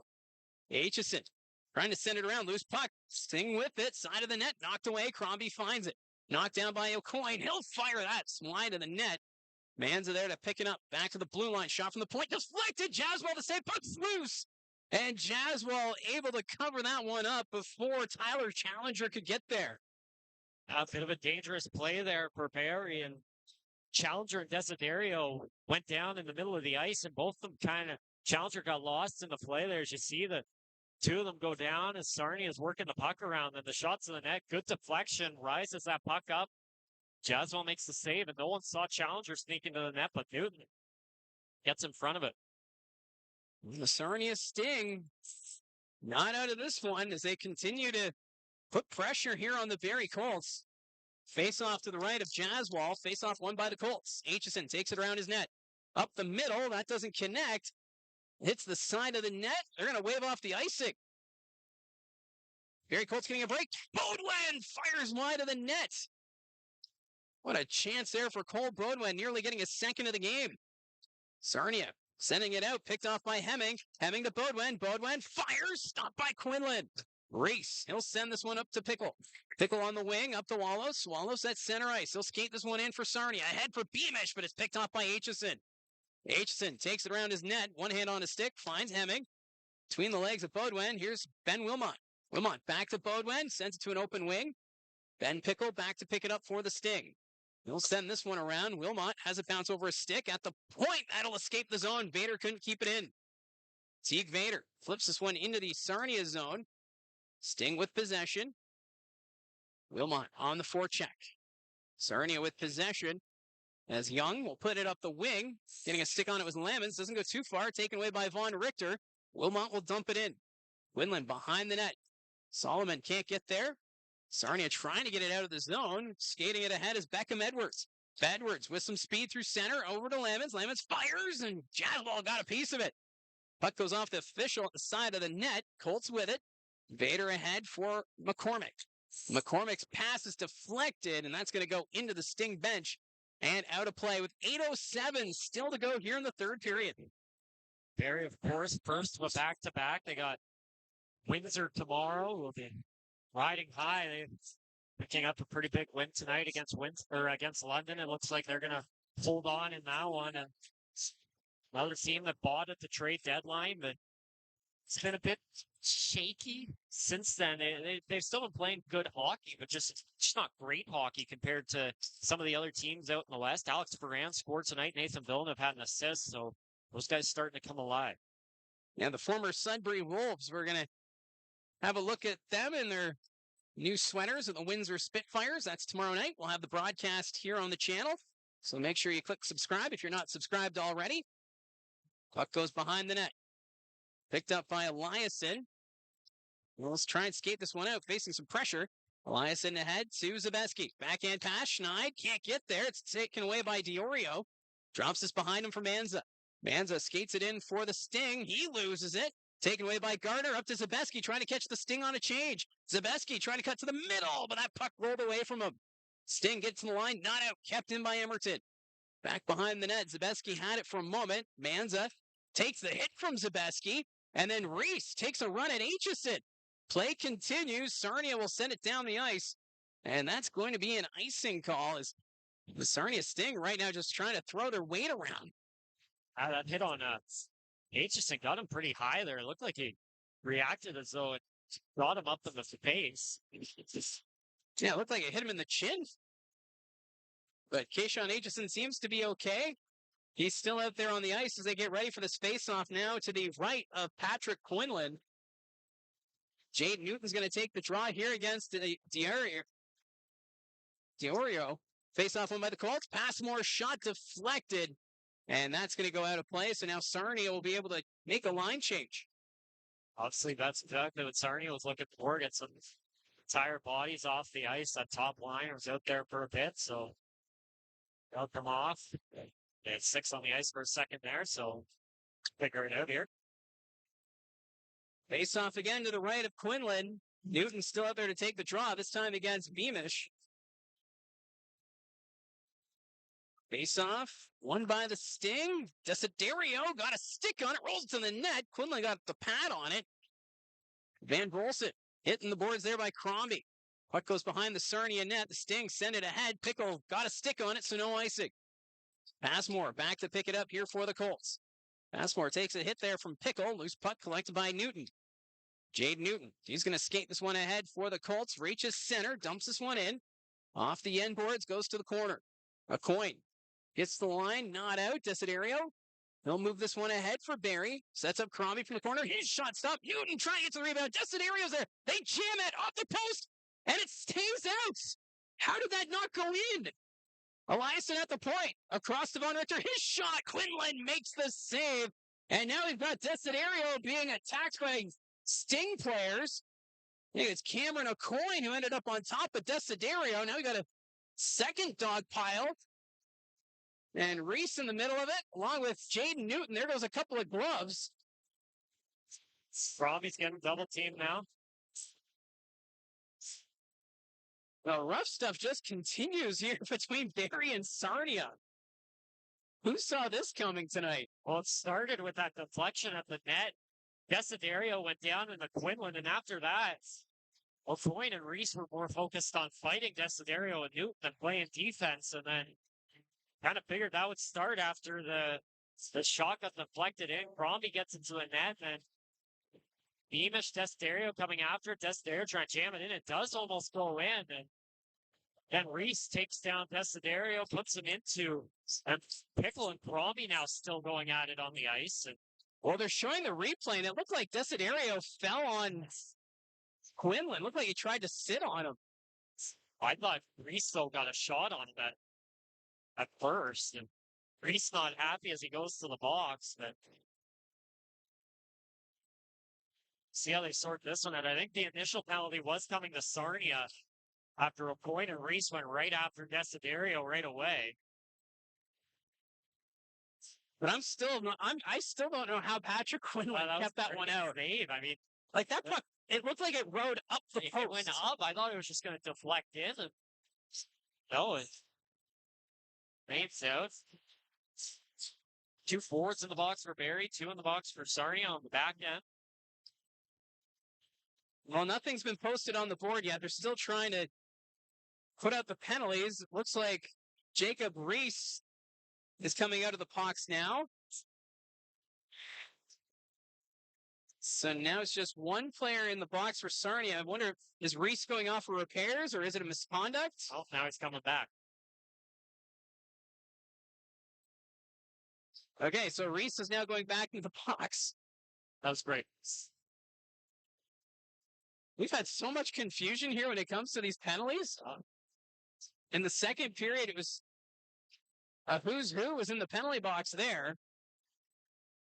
But it looks as though the Barrie Colts are getting a power play out of this. They've got Jacob Reese's number on the board. So the Barrie Colts coming out of this with the man advantage. Well, it was Reese and O'Coin that went after Desiderio right away, and I think that's where that penalty is going to come from. So this Barrie Colts power play brought to you by Frontline Hockey Apparel. You can find them at frontlinehockeyapparel.com. So this is power play number 4 for the Barrie Colts. So far 0 for 3 on the man advantage.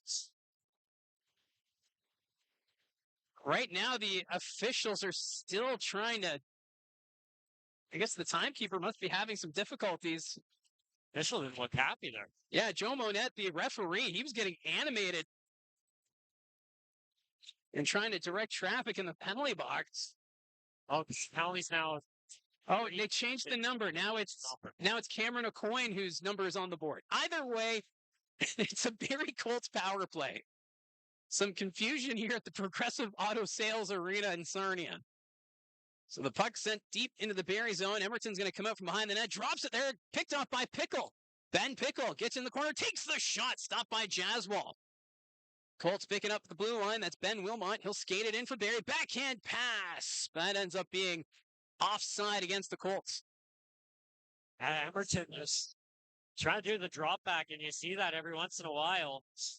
Go to drop it, and someone sneaking in from behind. This time it was Ben Pickle, and a nice play. Barrie got caught. Only forwards back. Aitchison and Emerton were up the ice. Luckily, hit off the side of the post. So 136 still to go in this power play for the Barrie Colts. Hemming's going to skate it in for the Colts along the boards. Hits the break, stays with it along the boards. Hemming's knocked down. Wilmot trying to dig it loose. Continue to jam at it. Cole Bodwin finds it. Back to the blue line, it's Emerton. Near side, Aitchison. One-timer, and that one's blocked. That one stung. Blocking that was Hunter Solomon. He's hunched over. Emerton at the point. Hemming, one-timer, hits the side of the net. Solomon sends it around. Hemming trying to keep it in the zone. That gets the line and out. Hall forces it out, and he'll send it down the ice. 1 minute still to work with on the man advantage for the Barrie Colts. Cole Emerton gets by Pickle. Emerton dropping it back to Hemming. Now Hemming across to Bodwin. Cole Bodwin will skate this one in for Barrie. Still with it, Bodwin around the Sarnia net. Holds on to it, does a lap in the offensive end, hits the brakes. Bodwin down to the corner for Aitchison. Kayshawn Aitchison from the half boards. Passes it off the end boards to Bodwin behind the net. Bodwin back to Aitchison. Emerton, and that bounced off his skate. And the Sting will get it out. 25 seconds left in the power play, and Beamish turns it over to Aitchison. Hemming enters the attacking zone for Barrie. Backhand pass to Bodwin, but Young took that one away. And the Sting get it out shorthanded. Mitch Young's got a lane to the net, takes the shot. Jaswal makes the save. Puck's loose. Sting still with it. Diorio comes back to the line, gives it up to Young. Takes the shot, kicked aside by Jaswal. Sarnia again getting shorthanded opportunities. Crombie's going to skate it up as the power play has expired.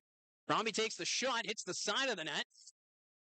That's going to be left in the corner, picked up by Gardner. Brad Gardner comes back to the point. Takes the shot, deflected. Quinlan looked like he got a piece of it. Delayed call coming. And this is against Sarnia. It's going to be a slashing penalty as Zabeski took that slash. So penalties are becoming an issue right now for the Sarnia Sting. Now we hadn't seen anything outside of really the rough stuff getting called here, but that's going to be a slash. Bears going to get another power play. 0 for 4 right now.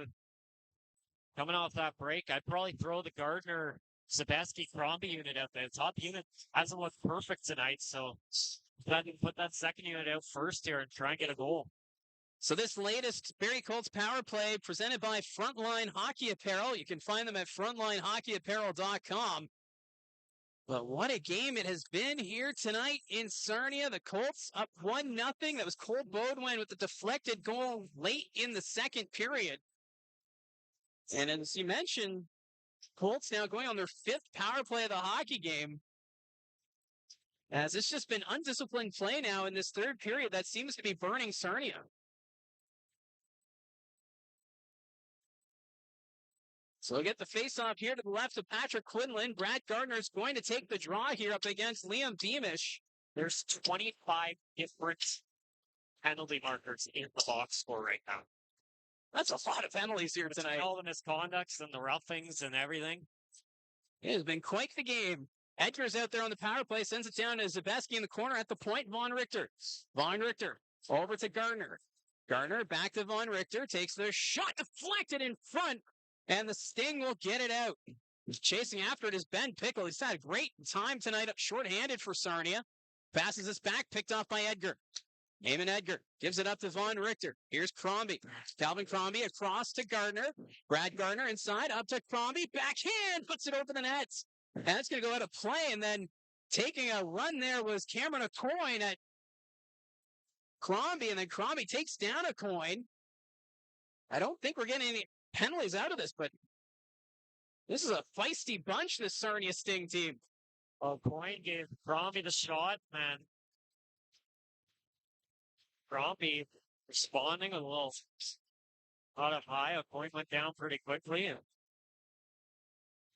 you got 2 coins out there right now, so it was 50% chance you were going to get in the coin ball there. Yeah, you got the 2 brothers, Cameron and Caden Acoin.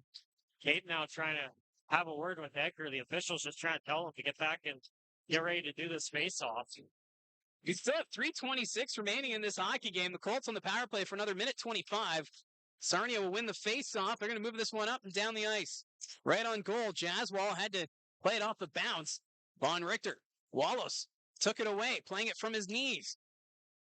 Wallace is taken down. Fans want a penalty, but none coming. Puck's deep in the Barrie zone. Picked up here by Crombie. Calvin Crombie's going to go for a skate. He's going to move this one up the wing.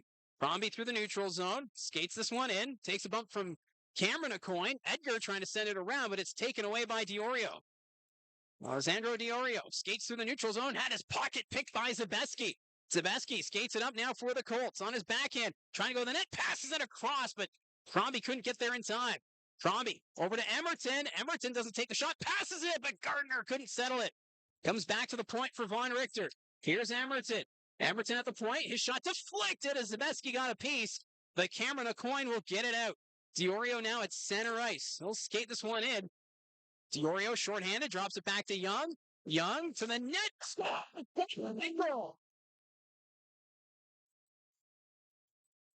That's going to be a shorthanded goal for the Sarnia Sting. As Ben Sickle has had a solid game tonight, and he buries it. Well, that one's for Thomas West. What a play. Diorio bringing it into the zone. Young, nice pass back to Young, and the Colts getting a bit confused on the misdirection there, and then a nice pass across, and Ben Pickle may be the first guy, too, for a shorthanded goal with the way he's played tonight, shorthanded. A great play there to tie the game. Unfortunately, the poor ref Colt fans down there had to take their medicine there for some of the Sarnia fans. Okay, they've been chirpy down there, and they've got the Sarnia fans coming after them now. And we're tied at 1. That's now 22 goals on the season for Ben Pickles. The power play continues here for another 21 seconds for Barrie. So a shorthanded marker from the former Barrie Colt. Kayshawn Aitchison in his own zone. He's going to move this one ahead. He'll dump this one in. Around the boards it goes. Schneid trying to play it. Avoids the hit from Beamish. Desiderio takes the hit from Young. Behind the net. So the power play has come to an end.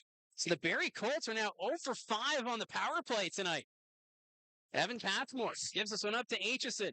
Aitchison ahead for Desiderio. He's going to send this one deep. Quinlan behind his net. Cameron Acoin sends this one down the ice. Picked up here by Von Richter. Von Richter ahead to Cole Baudouin. Baudouin enters the zone. Takes the shot. That goes over the net. Side of the goal. Baudouin trying to get to it. Baudouin's there for the Colts. He's tied up by Acoin. Baudouin trying to move it along the boards. Wilmot's there. Puck squeaks out. Baudouin tied up by Cameron Acoin. Stays with it. Hemming digs this one free for the Colts. Emil Hemming dropping this one down low. Baudouin gives chase. It's behind the net. Wilmot's tied up. Baudouin back to Von Richter. Doesn't take the shot. Cuts the middle. Back to Eliason. His shot on goal. Quinlan made the save. Wilmot couldn't get a stick on it. He was tied up. Colts have it behind the net. Cole Baudouin in front of Von Richter. His shot. That goes off Wilmot. We're in the final minute of the third period. What a finish this is. Von Richter gets this one off the linesman. Loose puck. Hemming can't get a stick on it. Wallace follows it up. That's knocked away. Picked up here by Cole Baudouin. Baudouin to Hemming. Emil Hemming. It's the breaks. Backhand. And that goes off Caden Acoin. Sting will get this one down the ice. 34 seconds left in the period. Tied at 1. Here's Kayshawn Aitchison. He's going to take it back behind his own net. 26 seconds left in the period. Barrie right now completing a line change. Aitchison still standing behind his net. 18 seconds. Aitchison now moves it ahead. Pass more up the wing. Getting a stick on it was Gardner. He's tied up by Beamish, and the Sting send it deep. Aitchison back to play it here for Barrie. 5 seconds left. Out to center. That's going to go down the length of the ice. And an icing call with 0.9 remaining. So a bit of a collapse here from the Barrie Colts in this third period. Aitchison probably should have just held on to that one for another second. Patrick Quinlan all over it right now, trying to get more time on the clock. What a finish here. I got to be honest, when the Colts were in the zone there, I think Wilmot and Solomon took 3 penalties on each other. Oh, like easily. They were tied up and wrestling each other down. And on event, Quinlan's trying to see if he should be sent to the bench here for an extra attack with 0.9 left. Obviously, Barrie can't get it down the ice. But now we're going to see if there's more time that needs to be added on here, maybe. Well, the referee standing at the timekeeper's bench, they're looking up at the clock as Quinlan goes back into his net. This has been a wild game here between Sarnia and Barrie. Still waiting to figure out how much time's going to be left on the clock here at the end of the third period. We're still waiting. Well, Barrie's going to have Gardner take the draw, and then they're just going to build a wall. Eliason's trying to show them how to do it. You go down like this. Got to take a knee. Get in front of it. Got to get down. But give a ton of credit here to the Sarnia Sting. They are playing for their playoff lives right now. They need all the points they can get right now as they try to catch the Saginaw Spirit and Owen Sound attack in the Western Conference playoff standings. They come into this one 6 points back of Saginaw and 7 back of Owen Sound. Keep in mind as well, they got 2 games against Saginaw, so if you can win tonight, you're within 2 wins, and you got 2 games against them. Oh, exactly. We're going to get a time change here. Well, Quinlan's at the hash marks. They still haven't updated the... Oh, there it is. 1.6 seconds. So Quinlan's going to stay in his net. Big face-off here. Beamish is going to take the draw against Brad Gardner. So Gardner steps in. Everyone's lined up in front of the net. Face-off won by the Sting, and they can't get the shot off the point. As we've had so much fun tonight, we're going to get a little overtime.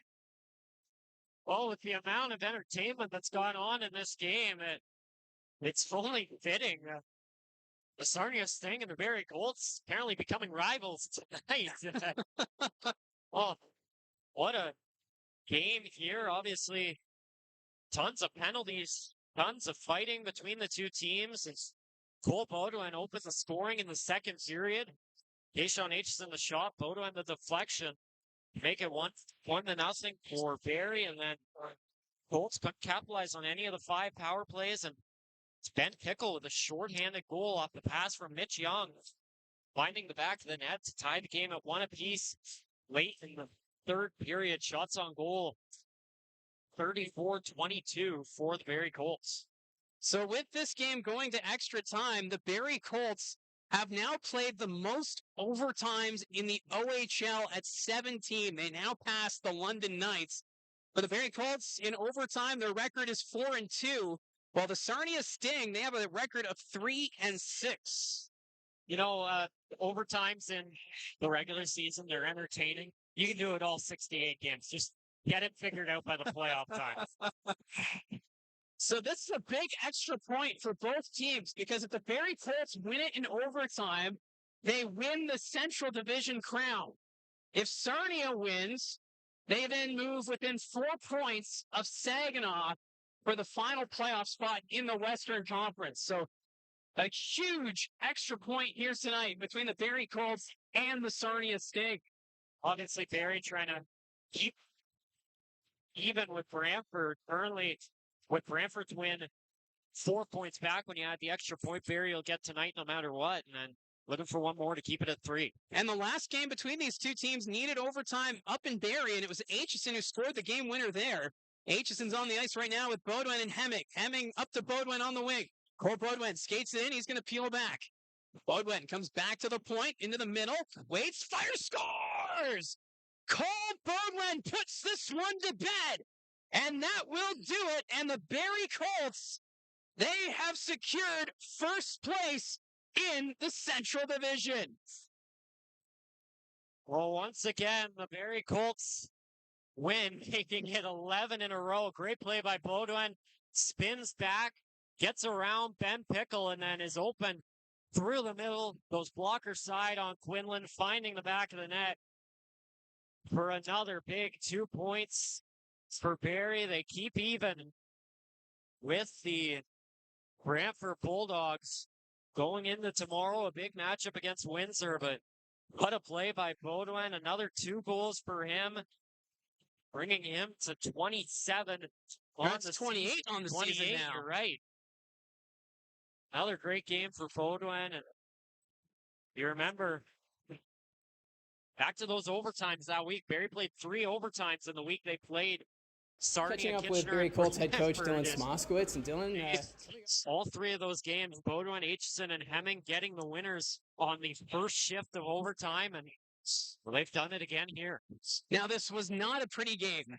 By no means. The Barrie Colts, yes, they heavily outshot the Sarnia Sting tonight, 35-22, but their power play was having issues. Ben Pickle and the Sarnia Sting penalty kill, they're ranked 18th in the OHL, but they played like one of the top penalty kill units in the OHL. Yeah, the way it looked, to be honest, like if Barrie lost the game, I think that would have been the storyline tonight. Was that the power play struggled, couldn't find a goal, and they gave up a shorthanded goal and gave up too many shorthanded breaks. Credit to Ben Pickle, credit to Sarnia. They did a really good job there on the penalty kill, but in the end, Barrie does get the job done. And of course, a big 2 points here. That's now an 11-game winning streak, and this one a little closer than I think many people had expected. We were even talking to some people in press row, and they were expecting, it's not going to be close. Barrie's probably going to run away with it. But this Sarnia Sting team, they put in the effort. They played desperate hockey. They get a point, so that's going to be huge in their race. But they could have won this one. Yeah, it's one of those things where it's like, yeah, we got a point, but you don't want to be looking back in a couple of weeks when you miss the playoffs because of a tiebreaker or something and say, well, if we had gotten that point against Barrie, we would make the playoffs. So, it's a bit closer. Obviously, Barrie coming off a big emotional win against Brantford. You got a big matchup against Windsor tomorrow. Kind of that trap game feel once again here. And Sarnia obviously pretty desperate. They showed that tonight, and they kept fighting. And of course, credit to Patrick Quinlan. I mean, that's guy with an 870 save percentage on the season, and he came out and he looked really good. Barrie didn't just fire shots to the net. They got some good chances, but Quinlan got the job done. Well, right now we're just waiting for the 3 stars to be announced here at the Progressive Auto Sales Arena here in Sarnia. We've got, the Barrie Colts. They're ready now to pack it up, travel down to Windsor tomorrow. The Spitfires playing the end of a 3-3, so it's not going to be an easy task tomorrow. Windsor, one of those top teams right now in the Western Conference, and with the Colts, this one nearly got away from them. So a lot to learn and to work on in a 24-hour period. So honestly, it's own Smoskowitz mentioned it earlier today in the pregame. I mean, it's okay if we win but we don't play our game, not happy. If we lose and we play our game, happy. And that's kind of what the next couple of weeks are all about, is playing the right way, really. I mean, the Barrie Colts are locked into a top 2 seed. Obviously, you want the highest seed possible to get home advantage guaranteed through the conference finals and potentially all the way through the OHL playoff. But at the end of the day, you want to play your best form of hockey. When it comes to the playoffs, if you win a game you didn't deserve, it doesn't matter. Who cares? But here tonight, obviously, you want to play your game. You want to be the best team out on the ice. So our 3 stars of the game presented by Craighurst Crossing by Georgian Communities. New homes, minutes from North Barrie, where inspired living meets small town charm. 3rd star tonight, Arvin Jaswal with 21 saves. There was a couple of shaky moments there for Arvin Jaswal, but he was able to shut the door. Cole Bodwin, your 2nd star with those 2 goals. He was a beast in overtime. He ended this one so fast. And then the 1st star, I'm not really surprised. Patrick Quinlan of the Sarnia Sting. He was sensational. 33 saves tonight, and he is your 1st star of the game. Yeah, well earned. I don't think you could go wrong with either him or Bodwin for the 1st star, which as well as the 3rd. So we'll rate this a good job. I think that's a good 3 stars here. Had some questions this year, and we've had some ones we like, and we'll go with that one list that we like. Yeah, so it's It's a final here from Sarnia. The Barrie Colts now on an 11-game winning streak. They are now your Central Division champions for 2026. So back-to-back seasons where the Barrie Colts have won the division. That now means they will finish no lower than second in the Eastern Conference standings. The Brantford Bulldogs are still within reach, so we'll have to wait and see how that all plays out. But for this Barrie Colts team, they get the job done here in Sarnia, and will now get ready for Windsor tomorrow. So it's quick turnaround, and we'll have to wait and see how it all plays out. Yeah, and obviously this game went a full 3 hours as the clock just reached 10 o'clock. It was a pretty long one tonight with that second period, the ceremony as well. Driving down to Windsor tonight, and then get the day to regroup, watch some film as well, and get ready to play a pretty good Windsor Spitfires team. Yeah, so we're going to be down at the WFCU Center tomorrow in Windsor. So the puck drop is at 7 o'clock. It's also Star Wars night in Windsor. So I'm really curious as to see how that's all going to play out for the game in Windsor. But it's a 7 o'clock puck drop. We'll have the live stream up and running at 6:45. So if you haven't clicked subscribe, make sure you click subscribe so you'll be notified when the broadcast gets underway. So for Josh McCann and Gene Pereira, I'm Mike Poirier saying so long from Sarnia, where the Barrie Colts have won on the road by a score of 2-1.